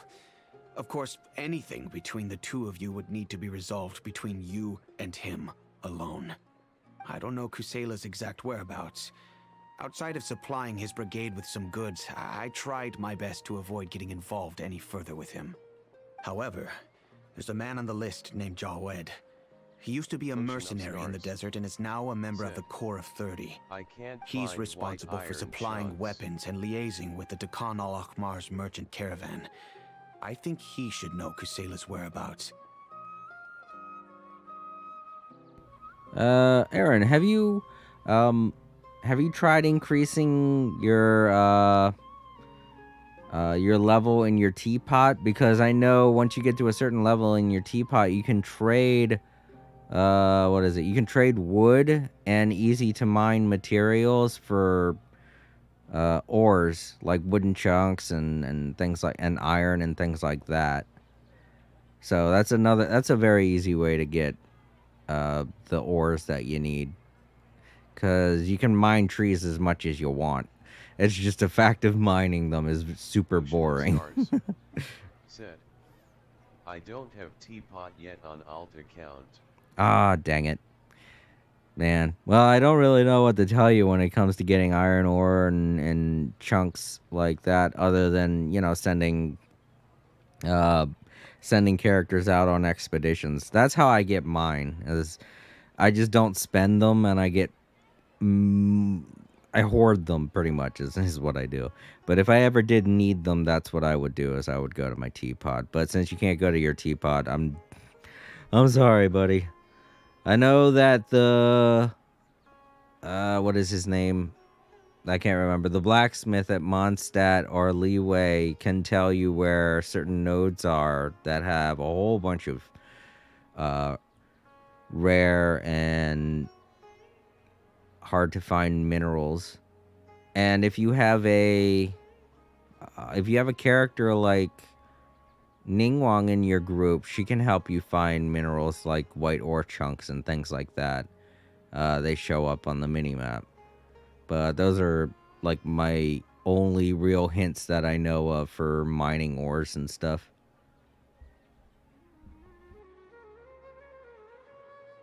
I've heard that he likes to have a few drinks alone and enjoy the cool wind at night outside the tavern. Maybe you'll be able to find him there. Understood. Thank you, sir.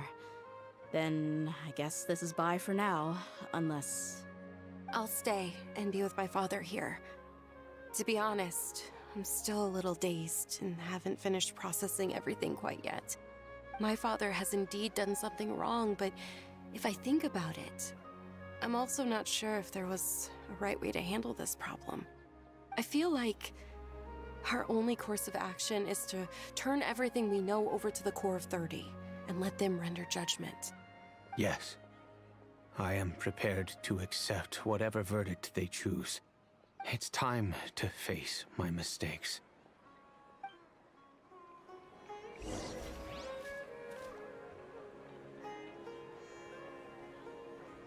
Aw. Sorry if you guys hear a weird noise. It's me adjusting the microphone. I'm still getting used to it. It's a great microphone, don't get me wrong, but the stand that I have for it isn't working as well as it did for my old microphone. Uh-oh, I think I got the hiccups. There are so many local specialties in Subaru. I want to buy Okay, no, I'm good. I'm good. If I start hiccuping, though. No, that's for the daily. It's supposed to be around here. I'm in the right spot. Look for Jawad outside the tavern at night. Okay, so I gotta come back here at night. Let's walk over here. Oh, speaking of expeditions, let's go get my expeditions. Ad Astra. The stuff from my expeditions. Yeah, I usually have like one character getting ores. And it's usually always the white chunks that you get for free.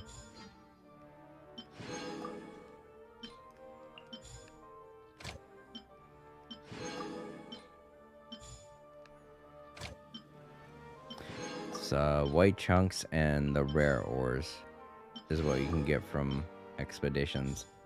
The iron ores, the easiest way to do that is to go into your teapot. Let's go to my teapot now. Demonstrate that for those who are curious.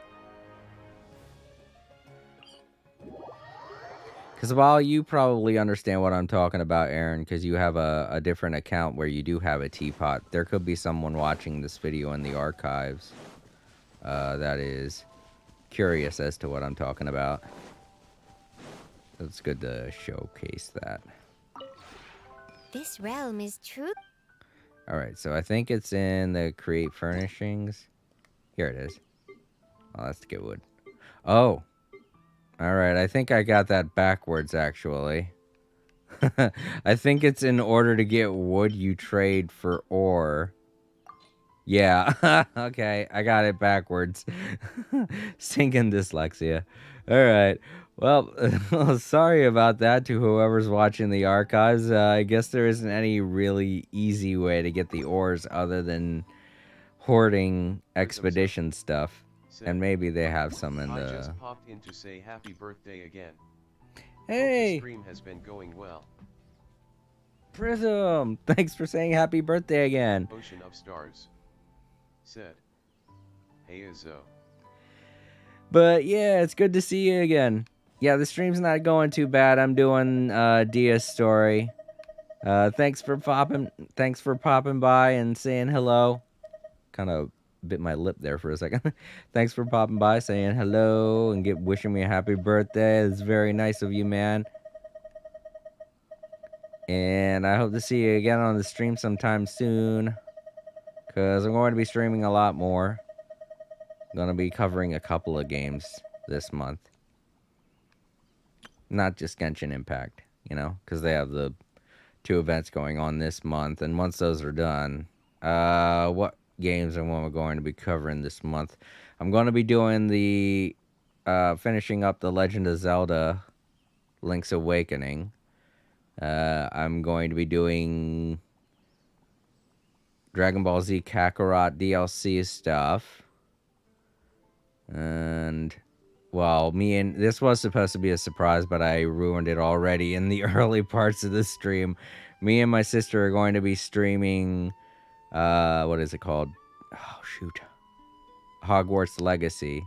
She's a huge Harry Potter fan. I'm not. She's the one that's going to be playing, and that's going to be first for this channel. Is April's going to be playing, and I'm going to be watching for a change. Okay, no, I don't think you could buy ores in... Yeah, this is the only kind of ore that you can buy here. And that's an enhancement ore. That's not really the same kind of thing. But I guess that's what I was thinking of. If you ever have any... Oh, you know what? While I'm here, I might as well just collect my in-game currency. Or the realm currency. Yeep. Get my books. Hoard my books.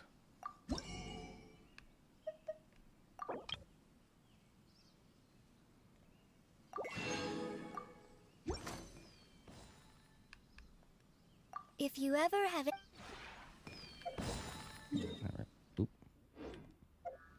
Prismzo said, "Good to hear. Hopefully next time I'll be able to watch properly." It's no problem, Prism. I don't mind. But it is good seeing you again, buddy. Even if you can't stop by, having you pop in and let me know you're okay. I mean, I also have you on Twitter, so, you know.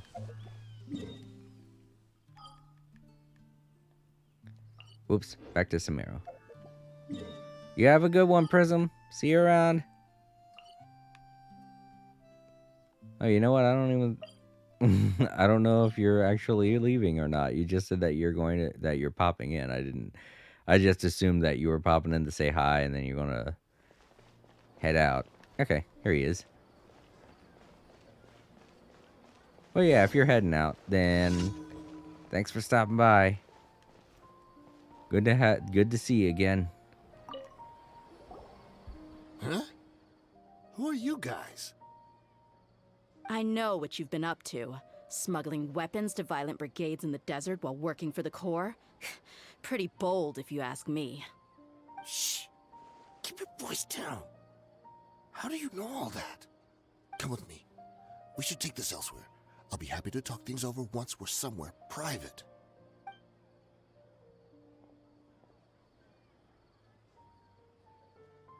This place should do. Alright, back to my question. How did you all know about me? Don't worry about that for now. You know what kind of punishment you'll face once we report you to the Corps, I assume. Wait, there's no need to jump the gun.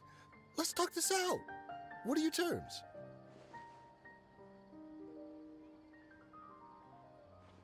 So what's in it for you anyway, Mora?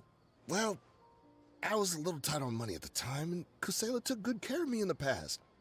I weighed it in my mind, and I couldn't find a reason to turn the opportunity down. I wouldn't only be helping my benefactor, but I could also make some quick Mora. Let me tell you how it is. We're investigating Khan al-Akmar, and we're gonna put an end to their operations. If you provide some help for us, then we might just put in a good word later to reduce the terms of your punishment.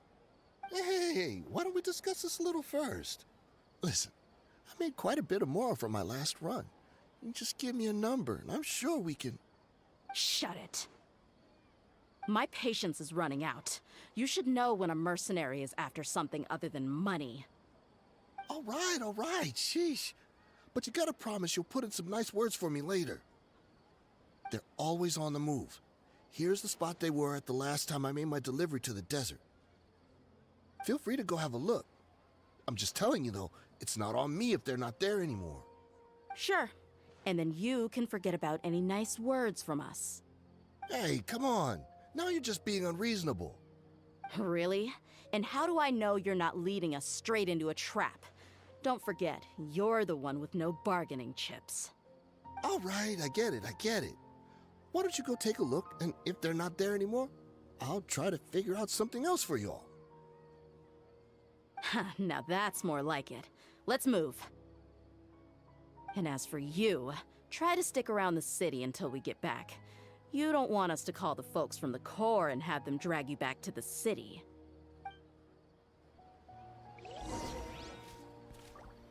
All right. Way to intimidate. Look at this poor guy. Don't worry. I'm not going anywhere. All right, well. He looks super depressed, but he's not, I guess. Makes me laugh every time. Yeah. Ocean of Stars said, "So help me find some ore." Is it just me? Wait, you want help? Huh? Oh, Zio. I thought you said, "So help me find some ore." I was like, what? Me now? In the middle of the story? Talking to Zio. I don't know if Prism's still here. He might still be here. But he did say he was going to... Oop, no, that's not the right one. Here we go. He did say that he was just stopping by to say hi, so. You might want to ask him on Twitter, Aaron.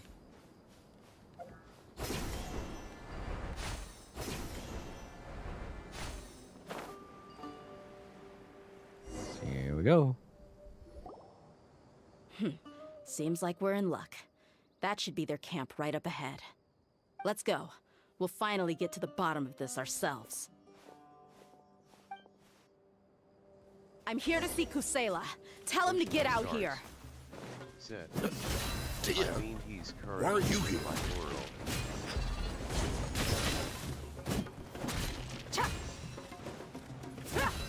Ha!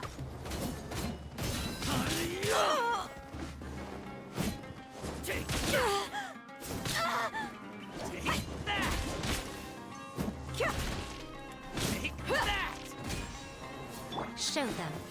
What a nuisance. Right now, emerge. Ready, steady, go!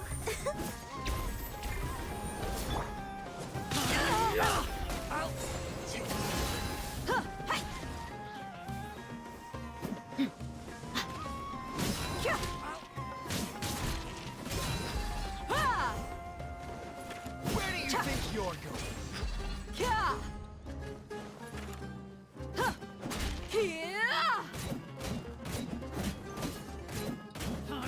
You ain't messing around!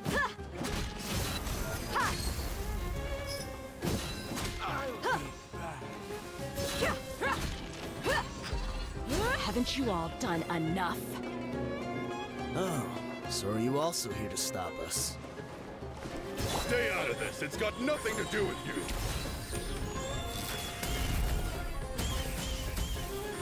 Right now.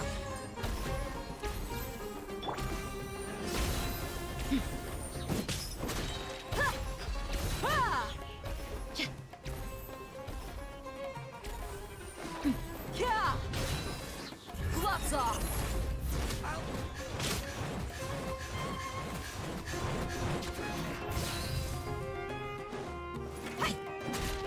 Look alive!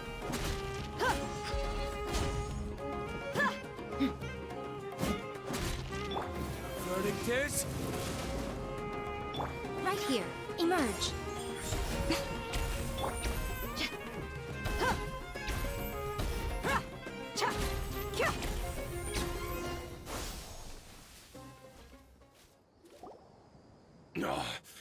She's so strong. Enough fighting. We all know each other, and I don't want to take things too far. Just bring Kusela to me. There's no use hiding him anymore. Did you understand a single word I just said? Or do I need to bash your skull in some more? All right, everyone, let's all just calm down for a second.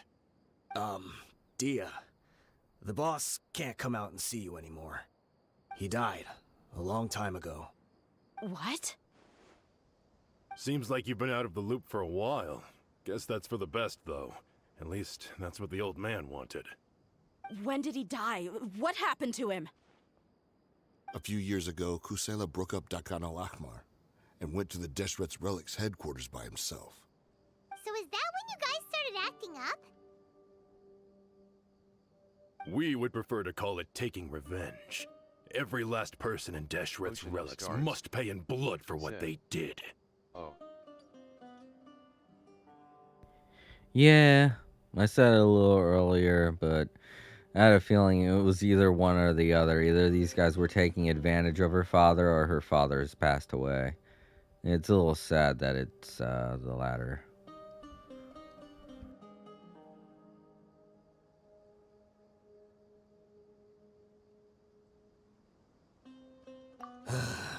Let me start from the beginning.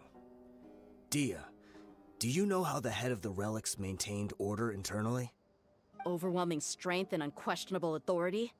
Those were a part of it, yes. But just those on their own weren't enough. They had another tool at their disposal. They called it a person's record. Regardless of whether they joined by their own will or were coerced, every person in Deshret's relics were forced to leave a record of themselves at headquarters. Whether it be their deepest sin, some unforgivable act, or their most immoral exploit. The records serve both as a symbol of loyalty and the perfect material for blackmail.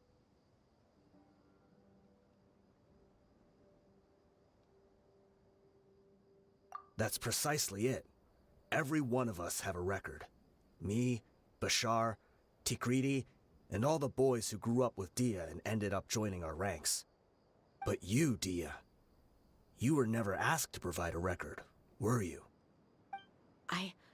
I never even knew this was a requirement.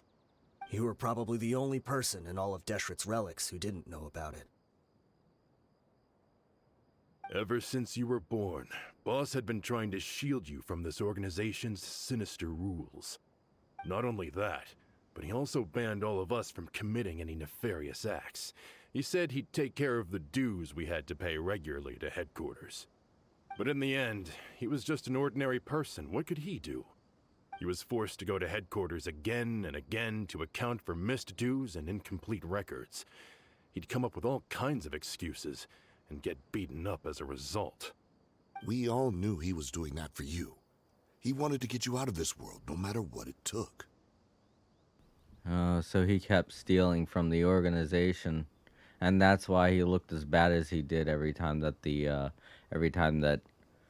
Dunyazard's father saw him, because he was getting beaten they were beating the shit out of him for stealing money.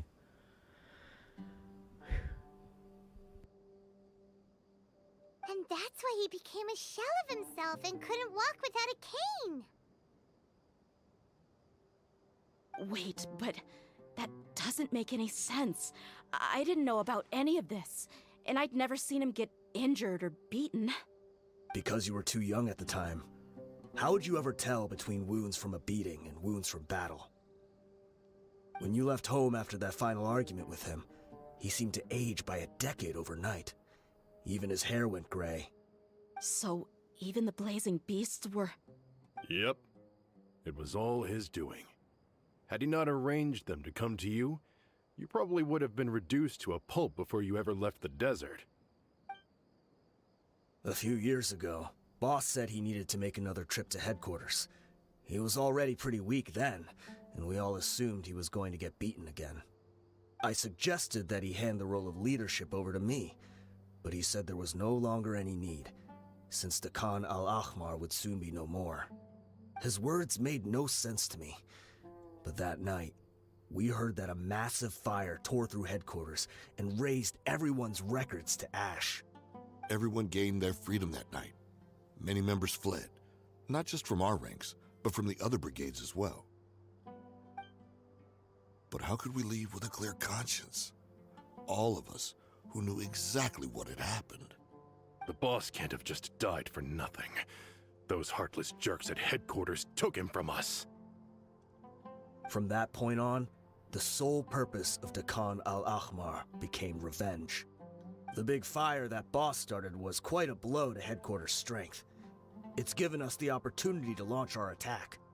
Even though we're outnumbered, we vowed to see our revenge through to the very end.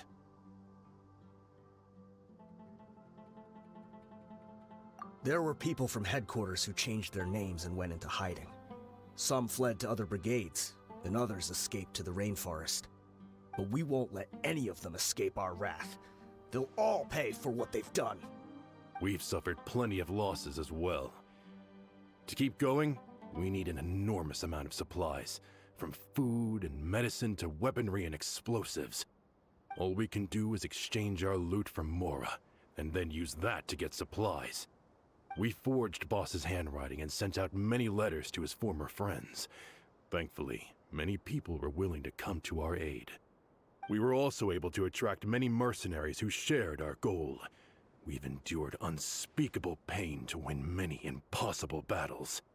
Deshret's relics have become weaker and weaker, and now we finally have an opportunity to directly strike their headquarters. Paimon doesn't know what to say anymore.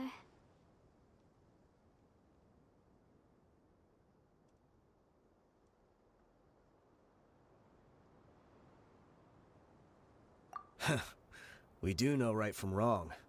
But we were sinners from the very beginning. We do not deserve the freedom that the boss won for us with his life. Boss always loved his old-fashioned hero stories.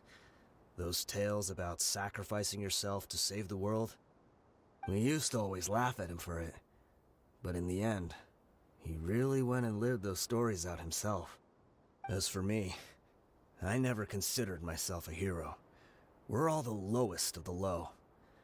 We have no right to even imagine such an existence. But maybe those hero stories he liked foreshadowed everything that was to come. The spirit of the hero touched all those he had saved, and more people joined his cause. Maybe we were all just acting along with the play in the beginning. But as we acted the parts and recited the lines, we were drawn in. And now, we want to see the story through to the end. I'm sorry, Dia. I know you always found us insufferable ever since you were young. Just think of this as a madman ranting. I'll go with you. Huh? Dia? You wanna go with them? I grew up with these guys, and I know they're not bad people. It's just that some situations get so bad that it's difficult to tell good from evil. All I know is that Deshret's relics must be destroyed. Furthermore, I want to go see the place for myself. I want to know if my father is still there. I know you don't want to get involved in this, so there's no need for you to tag along. I can do this on my own.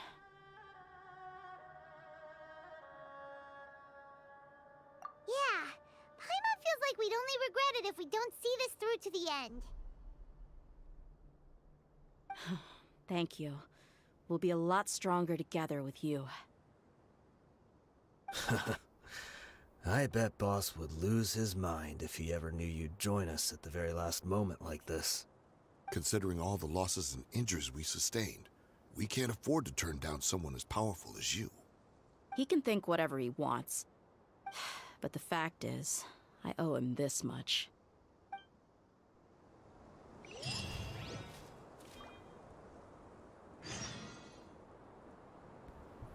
Okay. So, everything that I thought was 100% accurate. Wow. It doesn't happen a lot of times, but sometimes it does. I know I've said in other streams that I gotta stop, you know, just coming out and saying what I think, because a lot of times it's the 100% that's what's happening. And I don't like giving spoilers to those that are watching the archives. I'm sorry, archive viewers. I didn't mean to spoil everything for you.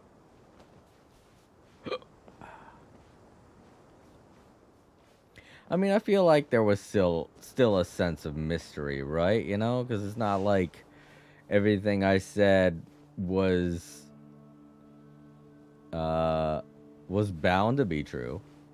It could have been just me saying stuff. I guess it all comes down to this. What a bummer. I just had to get injured now, right before the final fight. Sorry, we beat you up. Be sure to punch one of them for me, huh?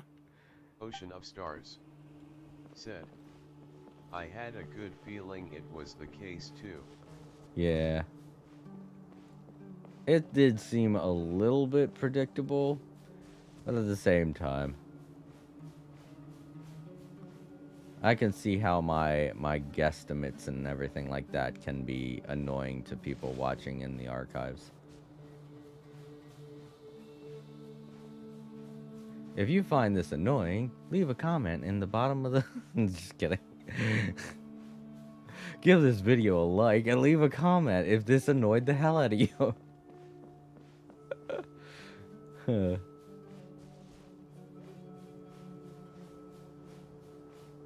I make fun of saying that a lot, you know, just like the whole like and subscribe thing. And I don't like saying it, but it does seem to work, you know.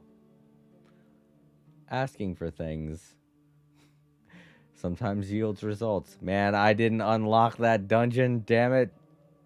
I gotta go the long way around. Ugh. Oh shit, I think I am going to be going into the new area. Yeah, this is like right on the rim of the new area. I haven't been over here yet. I was gonna do that off stream. Ow,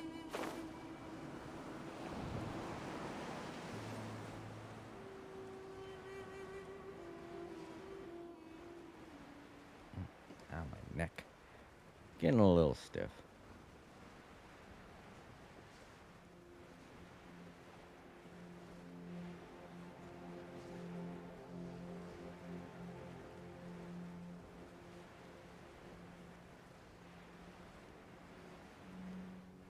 So here's the dungeon. Maybe I can... Oh no, it's way down there. No way. I'm not going down there. Screw that. Yeah, I can make it by gliding all the way over to it. Yeah, there goes another updraft.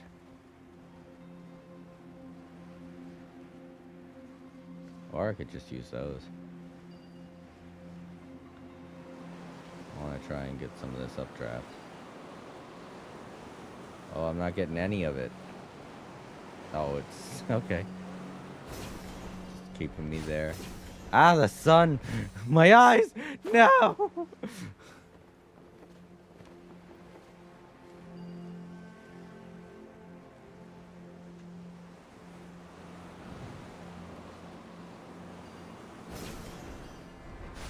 I still can't see. There we go. There we go. Oh! Let's go over there. Well, I have to go up, but I want to go over there and mark that. I gotta mark these things, because if I end up losing them, I won't be able to find them once I do get a key. Said, want to join me and Zoe for some boss fights? Nah, I'm not feeling like it today. I mostly want to do story stuff. Do I have a key? No. I mostly want to do story stuff. Alright, let's put, mark here. There we go. And now let's continue with the story. Do some story stuff, and then probably go to bed, because it's getting pretty late, and it's been a long day. Had a pretty good birthday. I woke up at... I want to say 4 a.m. Talked with my boss and everything. He gave me the okay to have the day off.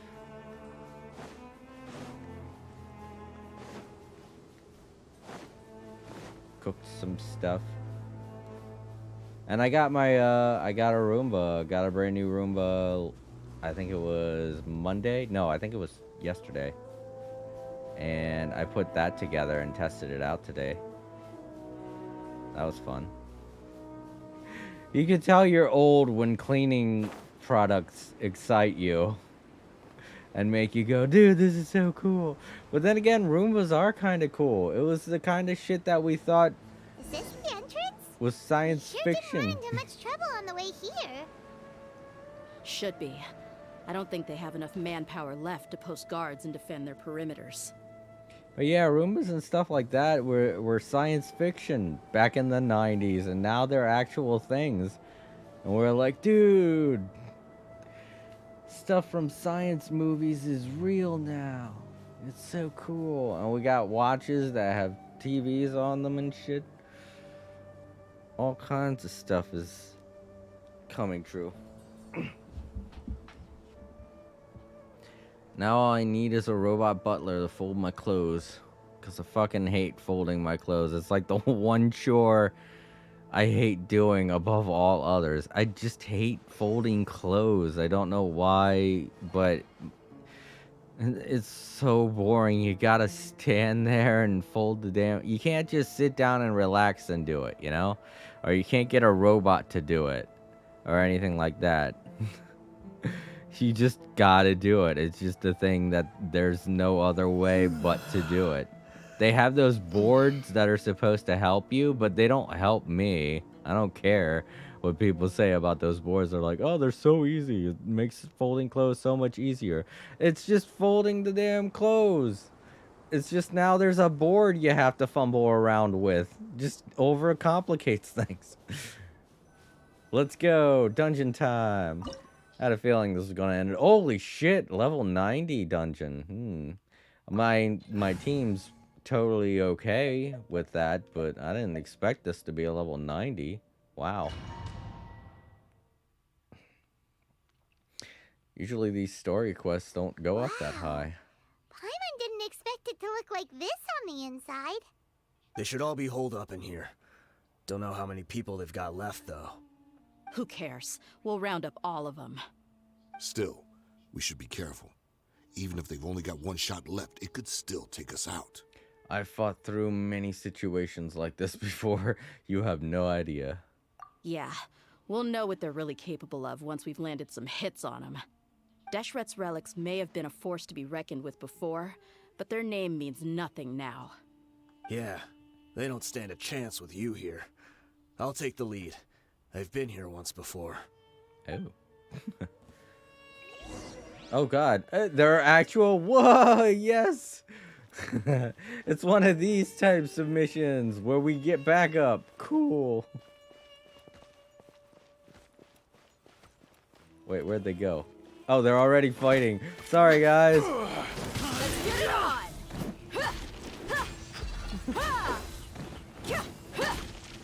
I heard this weird noise and I was like, is that them fighting?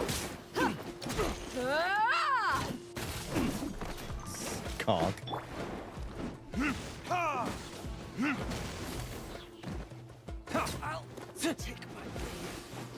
Right here. Emerge. Right here. Oh. This guy's got a lightning thing. Attack. I thought for a second I got hit by Miku's attack. I was like, what? Why? How? You're dead meat!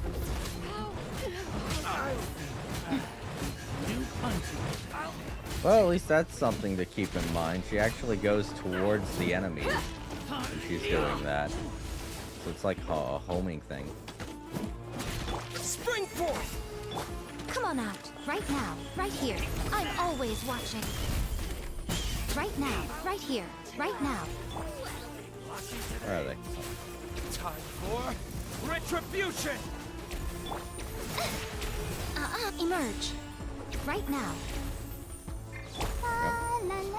Go save. I don't care. Look alive! No more tricks up your sleeve! No I'm more getting tricks sick up of your this sleeve! Ha!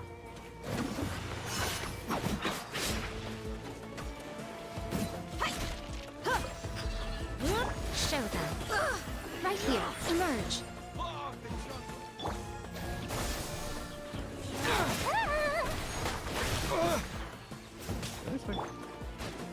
Let's get it on! Swapping to Dia thing that I don't give that glitch was going on or what? Where's the— You asked for it! oh, he's dead. Where's the— oh, okay. I knocked him way far back here. No way, I'm trying to kill this guy. Right in the gut. This way, follow me. We're almost there. Wait!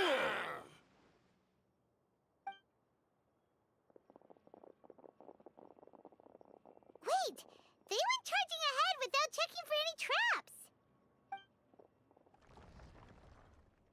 Hey, you guys okay? It seems like we just got trapped in here. Don't think we triggered anything else. Watch out, the enemy's coming from ahead. Well, now that things have come to this, seems we'll have to fight our way through. Don't worry about us. We knew something like this could happen. Go and take a look around. There could still be another way through. Let's go! We can't let the boss down! Let's check if there's another way! The sooner we can make it through to help them, the better! Let's see. I think I see a way through over there, but it's being blocked by something. Let's try our luck with that mechanism. Okay, let's go! If you say so, Paimon.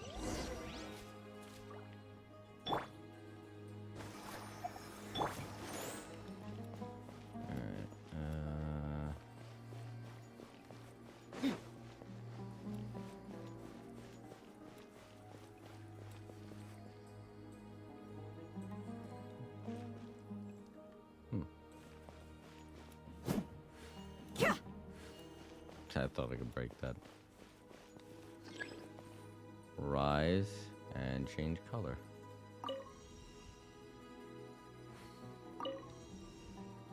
Oh, I see. And now change color.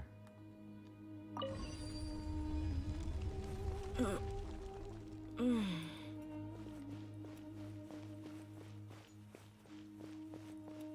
we see them? Or are they fighting on the other side? No. That would have been a neat little detail. Yep, we're fighting robots now. Look alive!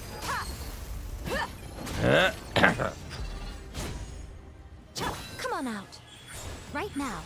Nothing lasts forever. Emerge. Right here. Emerge.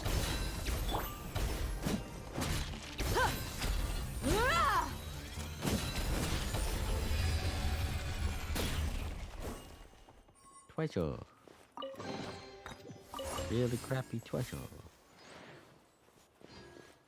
Another robot. Or not.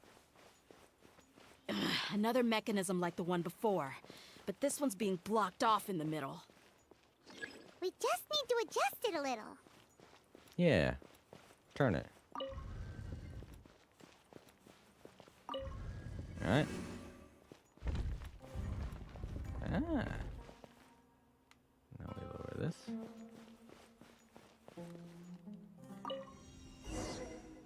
Okay. What about the purple beam, though? I don't seem to be connecting with anything, so.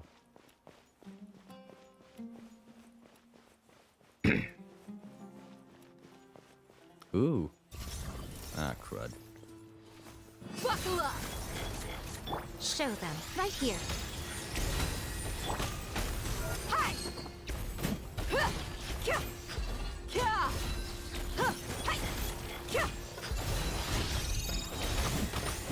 You're dead meat!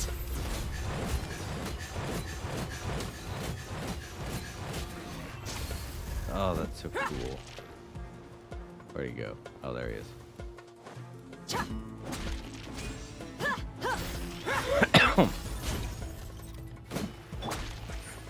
Right now. Emerge. Burn!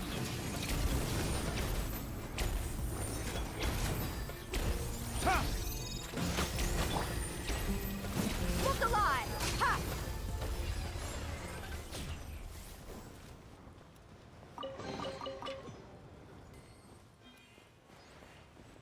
Come on, we can do it.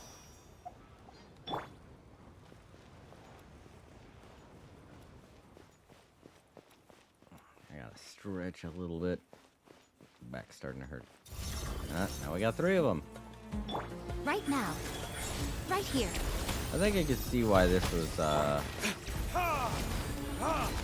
level 90 dungeon. A sight to behold. Emerge. Right now. Germinate!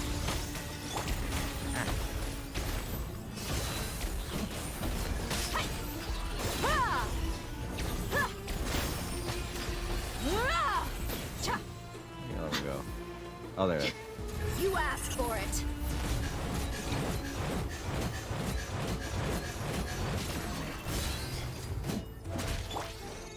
Time for retribution! Emerge. Right now. Right here.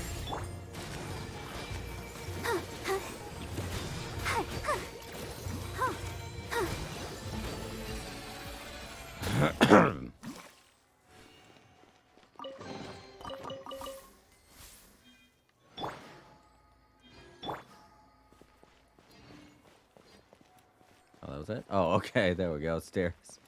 Like, that was all? I came all this way for treasure? I mean, yay, but at the same time, what? I can't read. Alright, so I gotta change the color of this to purple. Get that one. So, turn this. Wrong way.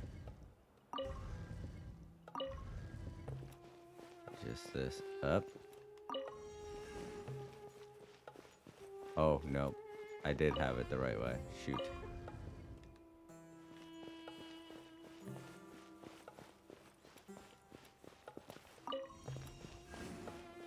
Oh. Or did I?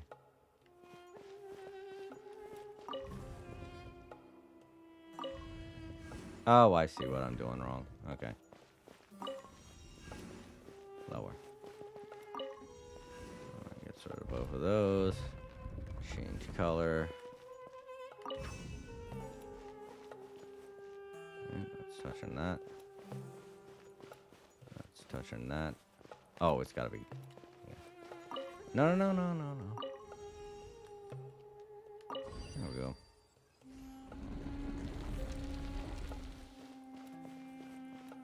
Ooh, nice room.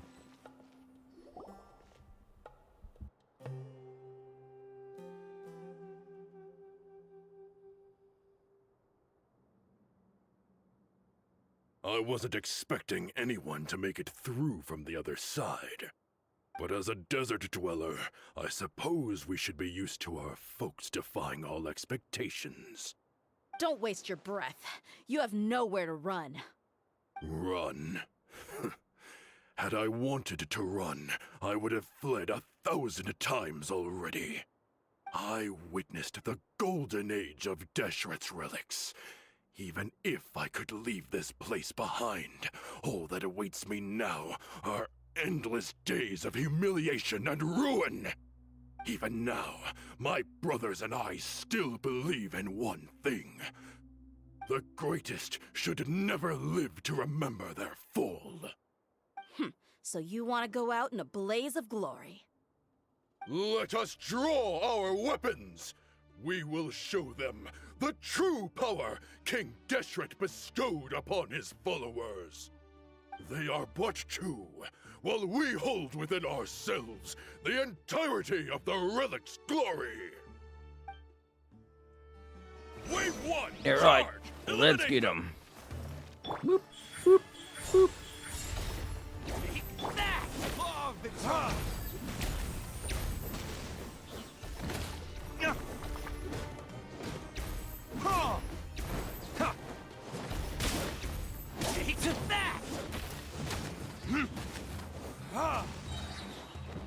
Burn! Right here. Emerge. Right here. Nothing lasts forever. Emerge. Right now. Right here. Take that! Put it down. There we go. Oh, he stepped out of it.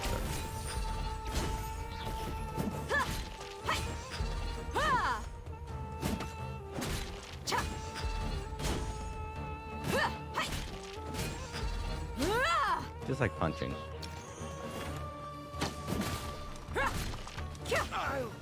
Don't think that you've won. We're just getting started. Funny, so am I.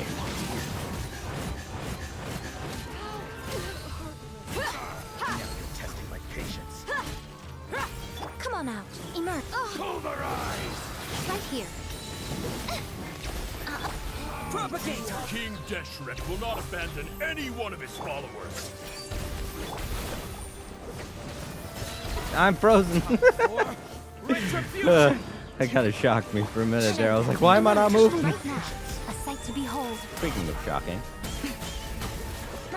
Right now. Dang it. Stop freezing. What a nuisance. Let's end this now! You messing around? Look alive! Alright, there we go. That's enough of You the asked freezing. for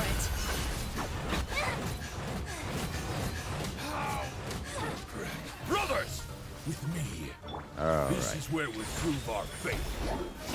If you say You so. all just want to die?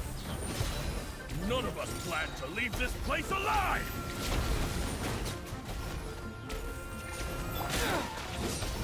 He's a big guy. Shit. Buckle up! Sand, your sacrifice is ready.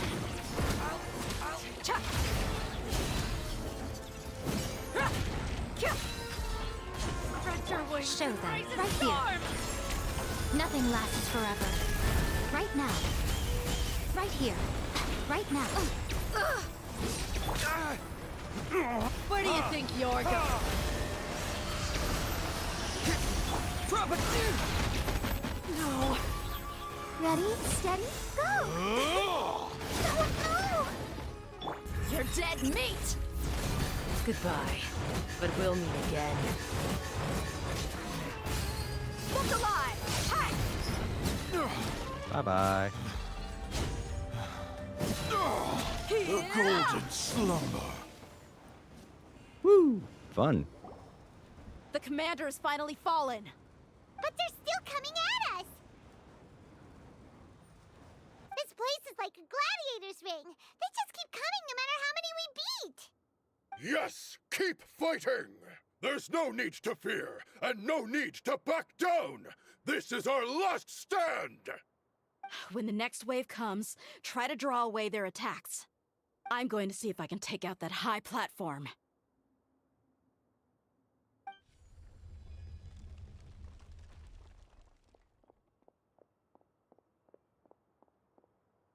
Get out of my way!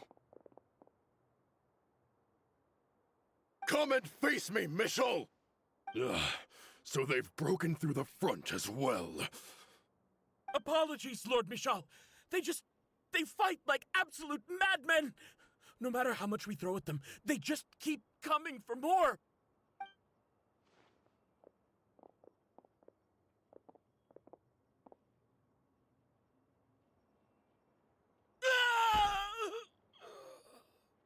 So, it would seem like this is the end. Time to pay for everything you've done, Michel. You think I would give you that opportunity?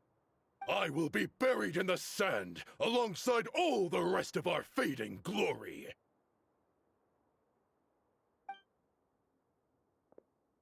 Hey, wait!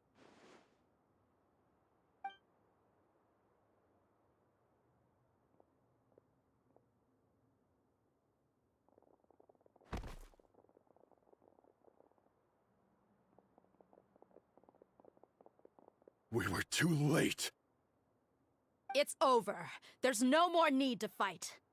But if you're still going to cling on to your so-called mercenary's pride, then I'll give you all a good beating as well.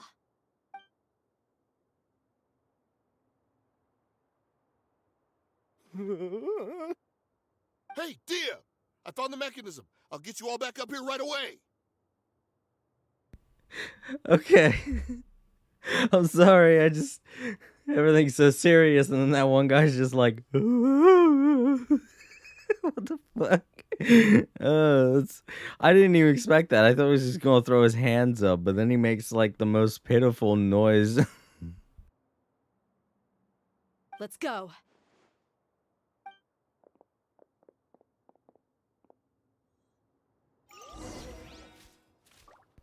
All right, okay. I kind of thought that was it. You know, I felt like the big bad, like that was going to be the end of the Let the show begin. the story. Let's get some healing going on.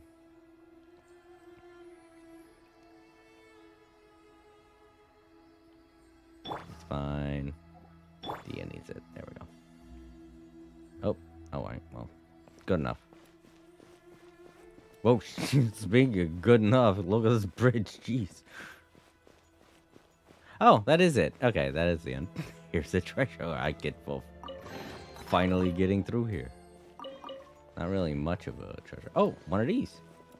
Oh, wait. Yeah. I forgot that's what you do. It's been a while since I've explored the desert.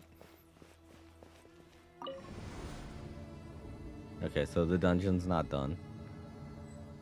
Oh. Who are you filthy rats? And why are you always pestering us? You call yourself a member of the infamous Deshret's relics and you still can't even tell who's made it all the way to your headquarters? Who knows what intent a bunch of rats may have? We try to catch a couple, and you all just show up on the other side instead. How are we supposed to figure out what you're after? Hey, have you ever heard of a man by the name of Kusela? Why would I know? It's not like I'm in charge or anything. This is your last chance to talk.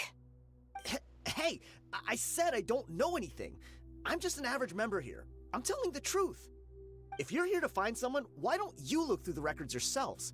Who can remember every name and face with so many people coming in and out every day? The irony. His life became a light for so many, yet to others, it wasn't even worth remembering. Where's the records room? Answer me! It's right over there. All the files are in there. You can go through them as much as you want. It's not like any of them still matter anyway. I mean the old records room. The old records room? You mean, the one that got burned down? Kusela. Ah, yeah, I remember him now. The guy who could hardly walk. Watch your mouth. That's our boss you're talking about. He was definitely faking it. We all let our guard down as soon as we saw him come hobbling in.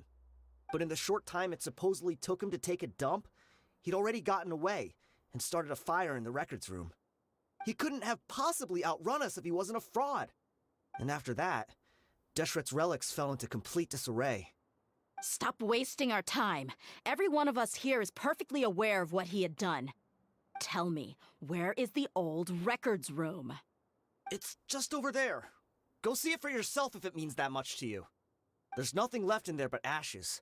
No human could ever survive that kind of inferno. Bashar, Tikriti, let's go. We'll leave the others here to guard these guys. Spare them no mercy if they try anything.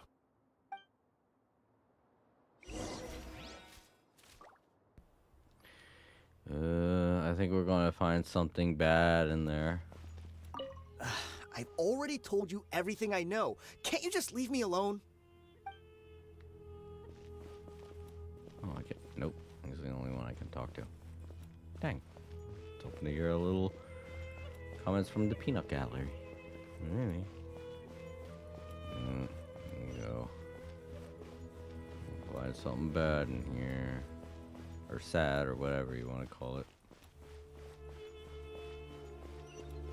Can I go down here? I can. Oh.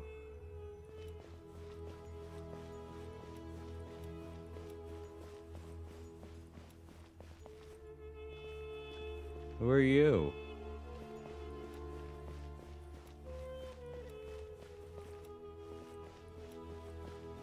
You need a soda? Are you alright, buddy? Want some milk? Oh, no, that came out wrong. That's not the kind of milk I'm talking about. I'm talking about like just some regular milk. I should have changed to my character and said that. Not that kind of milk.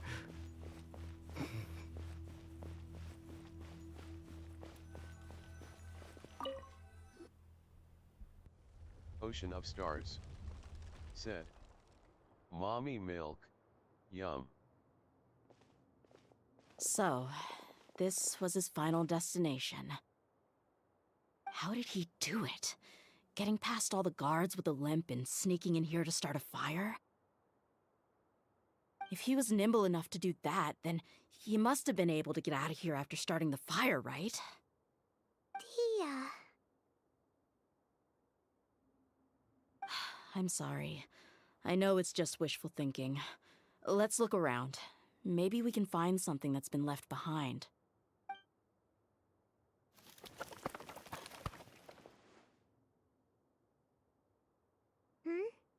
Is this a cane?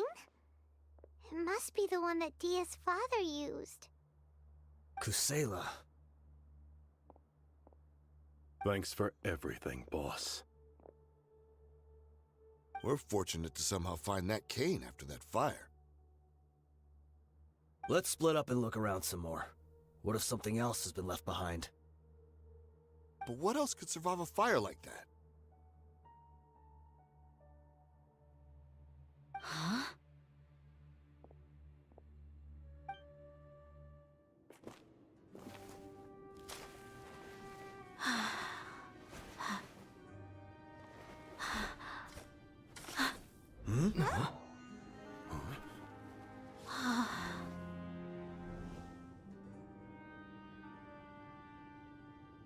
Thought so. Wait! Isn't that the toy sword you played with as a child?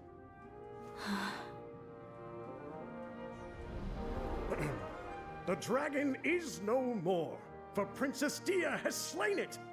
Its head now hangs above the city gates. Her bravery has brought eternal peace and prosperity to us all. Dia, come on. This is the most important line. You can do it. But Dia, you defeated the dragon. Everyone's waiting for your speech. Still too shy, huh? All right, I'll do it. I hereby proclaim our victory. Evil shall plague us no more.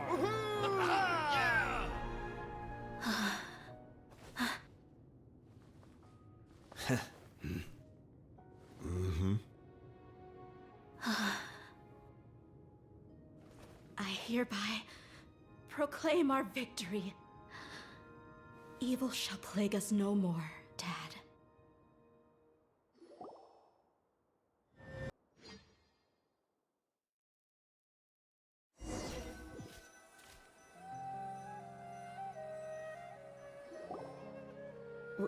What's this?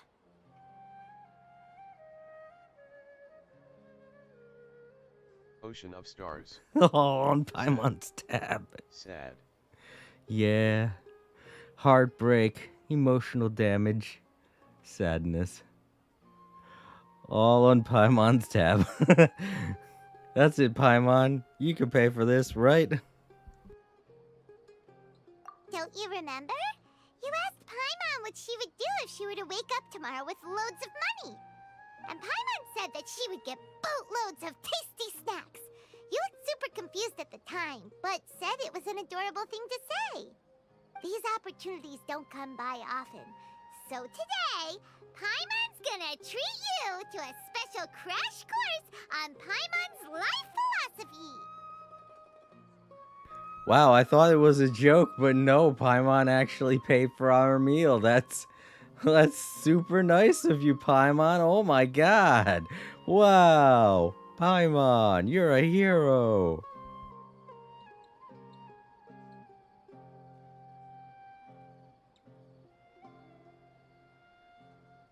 Hey, come on! Paimon's not that stingy. Anyway, the point is that you should eat to your heart's content. You'll feel better for sure once you've gotten something in your tummy. Dunyarzad will also be here shortly. She's already heard that we're back. Aw, thanks, you two. Honestly, this is very unlike me. I just had a lot on my mind on our way back, so I didn't know what to say. My chest was filled with all kinds of intense emotions. They just shook me even more than all the feelings we've shared during our previous adventures. But when everything came to an end, those emotions also vanished without a trace, and I was left feeling more empty than ever before. It was as if I'd lost the thing that was most important to me. Yeah, you're right. To many mercenaries, Mora is the most important thing in the world. But perhaps to us, it's the most worthless thing of all. Idrisi and the others all used to say that they would quit if there was no Mora to be had. But when it came to avenging my father, there was no Mora to be made anywhere. My reality shattered when I found out that the father who always told me hero stories was in fact a bad guy. But look at me now. Am I any different? Despite all my promises about never forgiving him and never trying to understand him, I still went to such lengths to find out the truth, and nearly even shed tears for his sake. We're hypocrites, all of us. Yeah, you're right. It's just a pity that we often only recognize our true feelings after it's already too late. You're back! Are all of you alright? Ah, there she is. Yeah. Many people from the Corps of 30 came over, and I just wrapped up everything with my dad. All I can do now is wait for their verdict. Huh? Dia, you're looking quite down again. Paimon will explain. A lot happened while we were gone.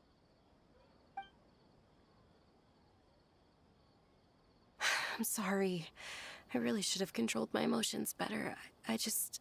It's not your fault. Paimon made you cry. Paimon, how could you do that? You gotta think. Don't say everything so perfectly. The story was incredibly sad, but Dunya's doesn't need to cry anymore. It's all right, my lady. You were hurt by all of this as well. Truth be told, I'm starting to feel a little guilty watching you cry like this. Dia, your pain must be even worse. You shouldn't need to comfort me. Hey, don't worry about me. If anything, this whole thing has finally shown me the difference between illusion and reality. My father probably thought that people could settle into new lives as long as they moved to a new environment. That thought has even crossed my mind a few times. It's like saying, what's wrong with adapting to a new life? However, there was always something deep within my mind that refused to accept it. This impulse brought me great turmoil, and even made me feel ashamed for turning my back on your father's kindness. But now that I consider it again, it all makes sense. The desert sands are a part of who I am, and I will never be able to lead a peaceful existence. I understand how you feel. That doesn't mean I won't be making any changes to my life, though. As an example, I'm now thinking about taking on some small odd jobs. It's just like Idrisi said. I also want to catch up to my father and become a character in his play. Even if the ending of the story may be childish and ridiculous, it won't really matter. Isn't that neat, though? Oh, you'll be a whole new kind of mercenary, one that's not out for Mora. Why don't we go for a change of scenery once we finish eating? What about stopping by the Grand Bazaar again? Right. You said you wanted to get a rug for your family. We'll come along too. I can't thank you enough for taking care of me this entire time.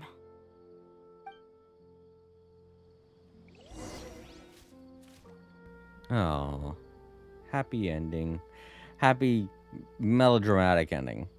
Happy but sad ending. I don't know what to call it. I mean, we already kind of figured that her father was dead, but the whole thing with the sword is like, oh, let's tug on their heartstrings. Alright. So, oh, did I get Primogems out of any of that? Wait, oh, I didn't get that many. Definitely didn't get enough to do the 10 pull. Let me see, how many do I need now? Unless there's more. Oh, yeah, I'm not done, okay? There's still more.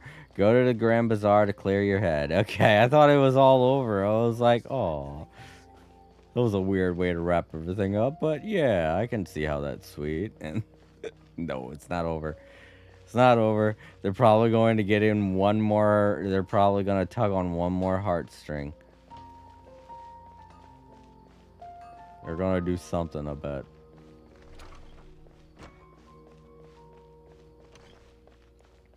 All right, here we go.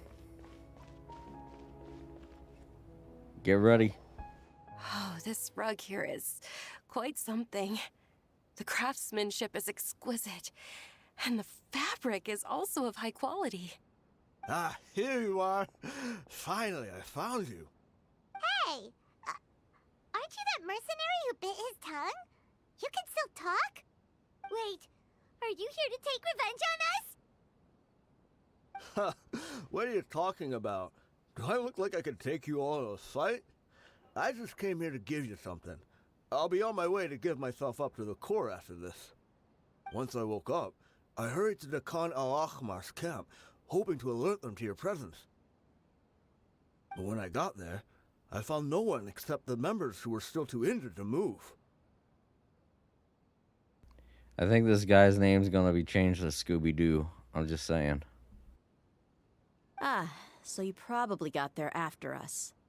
Yeah, they told me that they had exacted their revenge, and everyone had turned themselves in to the authorities. Even that last camp was not going to last for much longer. I had joined the cause to repay an old favor from Kusela. Now that everyone's already turned themselves in, I might as well do the same. One of the injured members gave this box to me, and told me that it contained some of the old man's last possessions. Everything left in the camp will get confiscated, so I figured I should get this to you before the Corps could get their hands on it. Thank you. No worries. We are all just living our own truths. There's no need to comment or judge anyone for it. So this box contains everything that Dia's father left behind. Huh. It feels lighter than expected. Well, back in the day, the first thing he did with any Mora was spend it on things like drinks and meat. But let's see what's inside. What's this? It's just a bunch of junk. Ugh, it kinda stinks. Perhaps it's just been left unopened for too long. A handwritten copy of a storybook. The paper's already yellowed, and it looks like it's about to fall apart. It was against the Academia's rules to possess books for personal use. If he was going to break that rule, he could have at least copied something useful. That probably means this was really important to him. And here are a few bags of children's snacks. The packaging's completely deteriorated. Maybe that's where the smell was coming from. Did he get those for you? Yeah, but here's the thing, though. Even when I was a child, I was never a fan of these kinds of snacks. He'd always say that he got them for me, but in the end, he always ate more than I ever did. Who even leaves snacks in a box like this anyway? Isn't that just common sense? Forget it. Let me see what else is in here. A razor, some buttons, some round iron tiles, a wooden toy puppet, a wool scarf, which from the looks of it probably belonged to a woman, and a hair clip? Why are these things here? I'm suddenly feeling a little scared. I'm sorry, my lady, but this is just the kind of man he was. He probably saw this box as some kind of personal trash heap and dumped any and everything in there. I don't know why neither of them have put any of this together. Okay, well, whatever. 2 empty liquor bottles. Tell me, you guys, are these the kinds of things that a normal person would leave behind? Huh? There's something in the bottle! Oh, you're right. All right, I got it out. It seems to be a piece of paper with some writing on it. The bottom part's all damaged from moisture, though. Let's hope the writing didn't smudge. I was suddenly seized with an urge to write a letter after finishing this bottle. I just folded it up and left it in the bottle, though. If I end up forgetting about it, it won't really matter. To Dia. It's a letter for me? It's all right. I'll just read it out. If he went to the trouble of writing a letter, there must have been some important things that he wanted to say. Or at least record down. My condition's becoming worse and worse. Can't even walk without a cane anymore, much less go out and have fun. Guess I don't have many days left. If you're reading this letter, then I suppose I'm already long gone. You were adorable as a baby. Everyone loved you. And regardless of whether you were crying or laughing, everyone enjoyed having you in the group. But once you grew a bit older, you were no longer nearly as happy or cute. It's probably Idrisi's fault. He was never up to any good. Can you believe this guy? He can point the finger at himself. Anyway, back to the point. To summarize, I'm writing this so you would know not to feel sad for me, even if you end up finding out the truth. The reason being that I was never your father to begin with. Wait, what? Yo, that I didn't see that coming. Whoa. Oh, this man's a hero, man. Oh, this guy is great. Surely, he must be joking, right? Ocean of Stars. I don't know. Said. I was quite formidable when I was young, and 100 times cooler than some so-called flame main.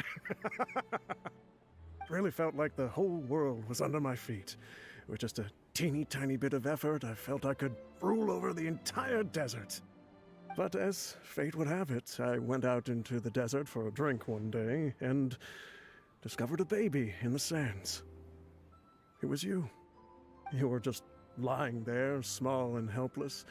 You were so tiny that if the wind blew for just a little while longer, you would have been buried forever. But your cries were so loud they made my head hurt. Now that I think of it, you really were a bundle of energy. Sounds like he's serious. I told Idrisi and the others that I had slipped up with a woman while out and about. None of them even doubted me. I'm sorry that I had to lie to them for so long, but I really had no other choice. I was their most esteemed leader, after all. It's not like I could just tell them that I suddenly wanted to play at being a father. At this rate, I'll puke up all the liquor I just drank from this bottle. Anyway, Dia, you possess the kind of freedom and kindness that we could only dream of. As far as how you should live your life, that'll be up to you to decide. That's the end of the letter. In the end, he was still thinking of me as a little child. I suppose, or I would have suffocated under the sand a long time ago. He was a good father to you. The fact that he wasn't a blood relative doesn't change that. Yeah. It's just a pity that we had to learn the truth of everything like this. Do you already have some ideas about the decision that he wanted you to make? I do. If he first found me alone in the sands, then I want to try my hand at finding the person who abandoned me. I just have one wish. To tell them a story. That there once existed a childish and foolish jerk with a heart of gold. And that only under his care was I able to grow and mature into the person I am today. If you end up finding any leads, can you share them with us? We go on adventures all the time. Maybe we'll be able to find some information for you. Sure, I appreciate it. I wasn't expecting you to be so enthusiastic.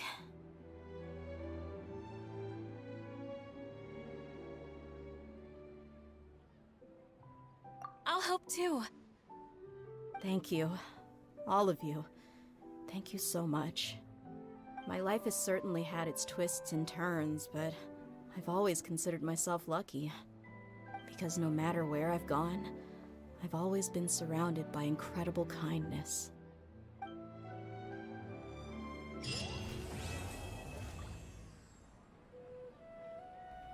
Aw. What'd I tell you? They had one more tearjerker right in there. He wasn't even her real father, and he took care of her like he was his father. Or like he was her father. Just found her in the desert, abandoned, and decided to raise her. Ocean of Stars. That's so damn Said, sweet.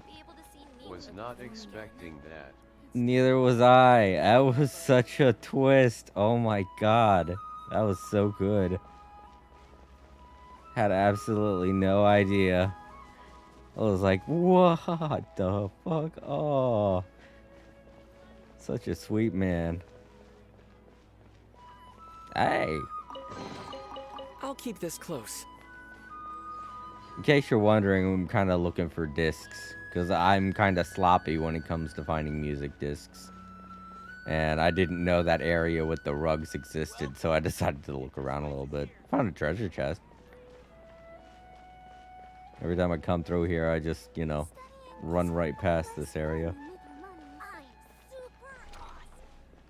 But man, that was a good story. I like that.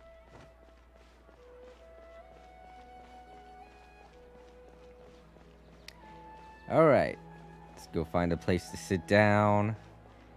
And how many do I have now? 271. That's still not enough. I still need way more. Shoot. Well, I guess I'll just do as many pulls as I can. I'm not going to be able to do 10, but I'm going to do as many as I can.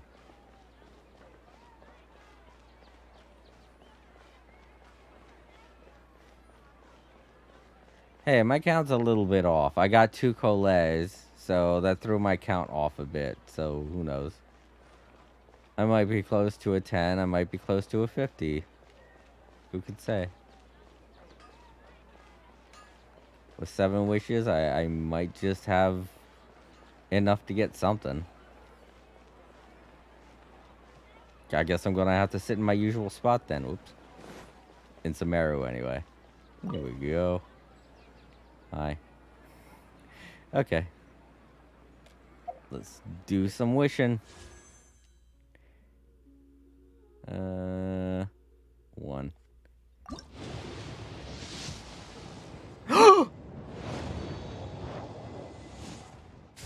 Yo! I like the way I said 1. It was just like 1. And then boom! There she goes! Yeah! Dia! Woohoo! Welcome to the team! Yes! Hey! Stars. Said. Nice! Right after getting through that really heartwarming story. Or heart-wrenching. However you want to view it. Aw, yeah! I'm gonna take a screenshot real quick. There we go. Yeah, Dia. Sweet. Great. Happy birthday to me. I gotta save all my Prima gems for my next birthday. And then I'll just get a whole bunch of 5 stars. Just go on the random banner and get a bunch of 5 stars. Because for some reason, anytime that I try pulling for something on my birthday, I always get it. I got Miko last year and I got Dia this year. Sweet. Alright, well, let's keep wishing, I guess. On the same banner, sure, why not? I already spent my 50-50, so I won't be able to get Sino.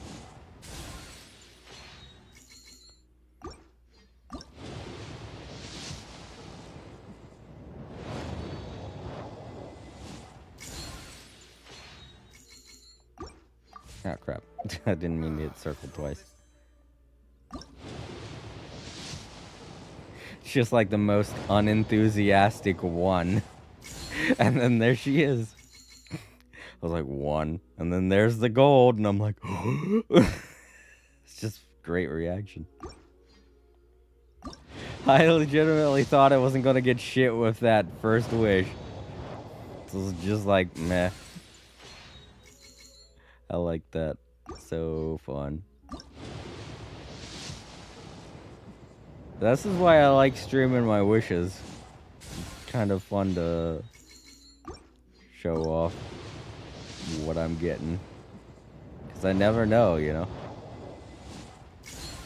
It's a great way to end the stream, that's for sure. Alright, I think I can only do one more wish. Hey! What'd I get? Another Calais! I'm not even mad. I'm not even mad. I'm totally okay. I don't care. I'm not even mad. It's another constellation. That's funny. Imagine if I got her instead with that first one, and then the very last one I got Dia. That would have been even more of a whoa. But still.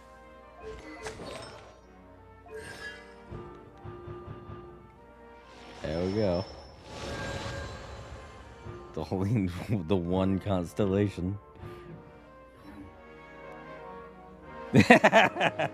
Aaron, I see what you did down there. Hooray! Luck, that's for sure. Did you do that just now, or did you wait? Let me. I can't tell what time it is. Shit. What the army time? 12.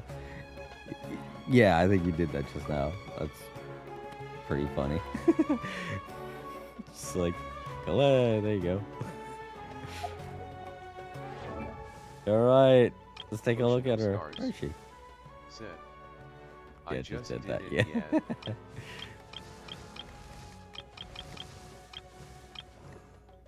Well, where's Dia at? Am I passing her or something? No. There she is. Wow, she's so high up. I guess because she's a 5-star? Yeah, these are all 4. Wait. Candace is a 5-star. Isn't she? Or is she a 4-star?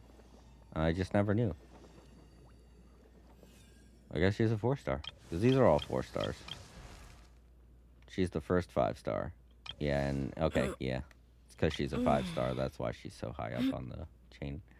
Hooray! I got Dia! Nice! Great way to end the stream. Great way to end my birthday, because I'm going to be going to bed right after I'm done.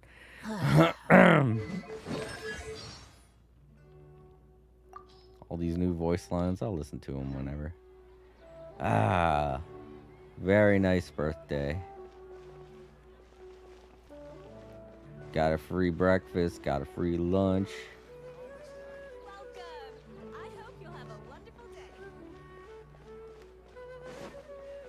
Get to hang out with the family. Ad Astra Abyss. Have some fun watching TV.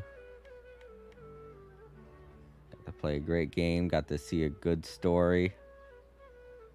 And to top it all off, I got a character I wanted. I don't know why I'm here. Let's go back to Mondstadt because they're about to do the Windbloom Festival. I think next week. So thought it was gonna be this week. I think it's next week. Or is it tomorrow? Who was it that told me that? Was it you, Aaron, who told me it's next week?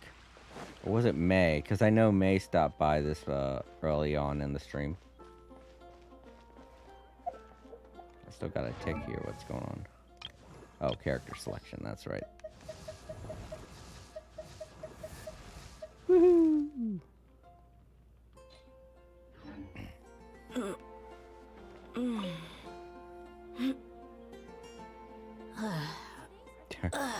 Okay, that was weird. Her audio is still playing.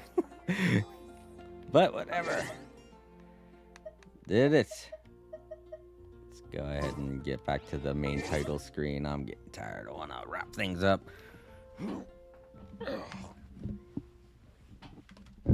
Oops. Almost kicked my laptop. Ocean of Stars said, yeah, her audio is glitched. Makes sense then. Excuse me.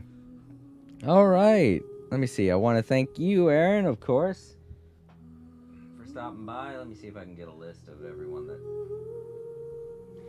said stuff. Oh, come here, laptop. All right. Had quite a few people stop by to wish me a happy birthday, too. Let's go to the top here. All right. All right. Thank you, Aaron. Thank you, May, for stopping by. Thanks, James. Dembones19 for stopping by. Thank you. Time for me to sleep. Yeah. Good night, Jason. No problem, Aaron. I'll see you later, man. I'm gonna be going to bed too. Have good sleep. Said, bye everyone. Hey, Prism. And yeah, thank you too for stopping by, Prism. Thank you, Time Lords, for stopping by. Who else came by? Marissa James and May.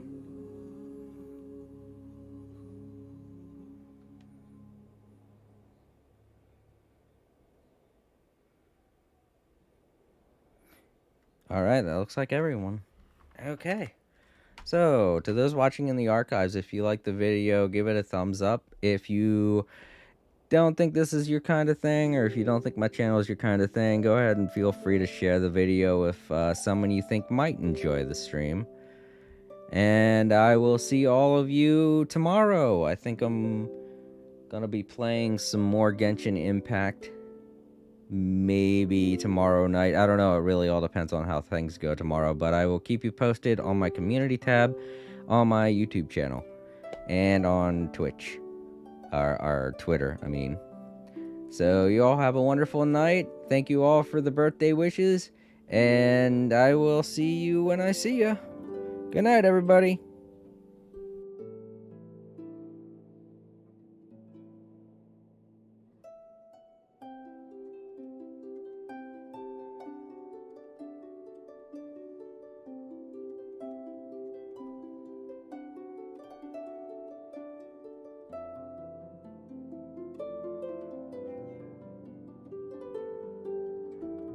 All creator said. Good night everyone. Thanks for watching.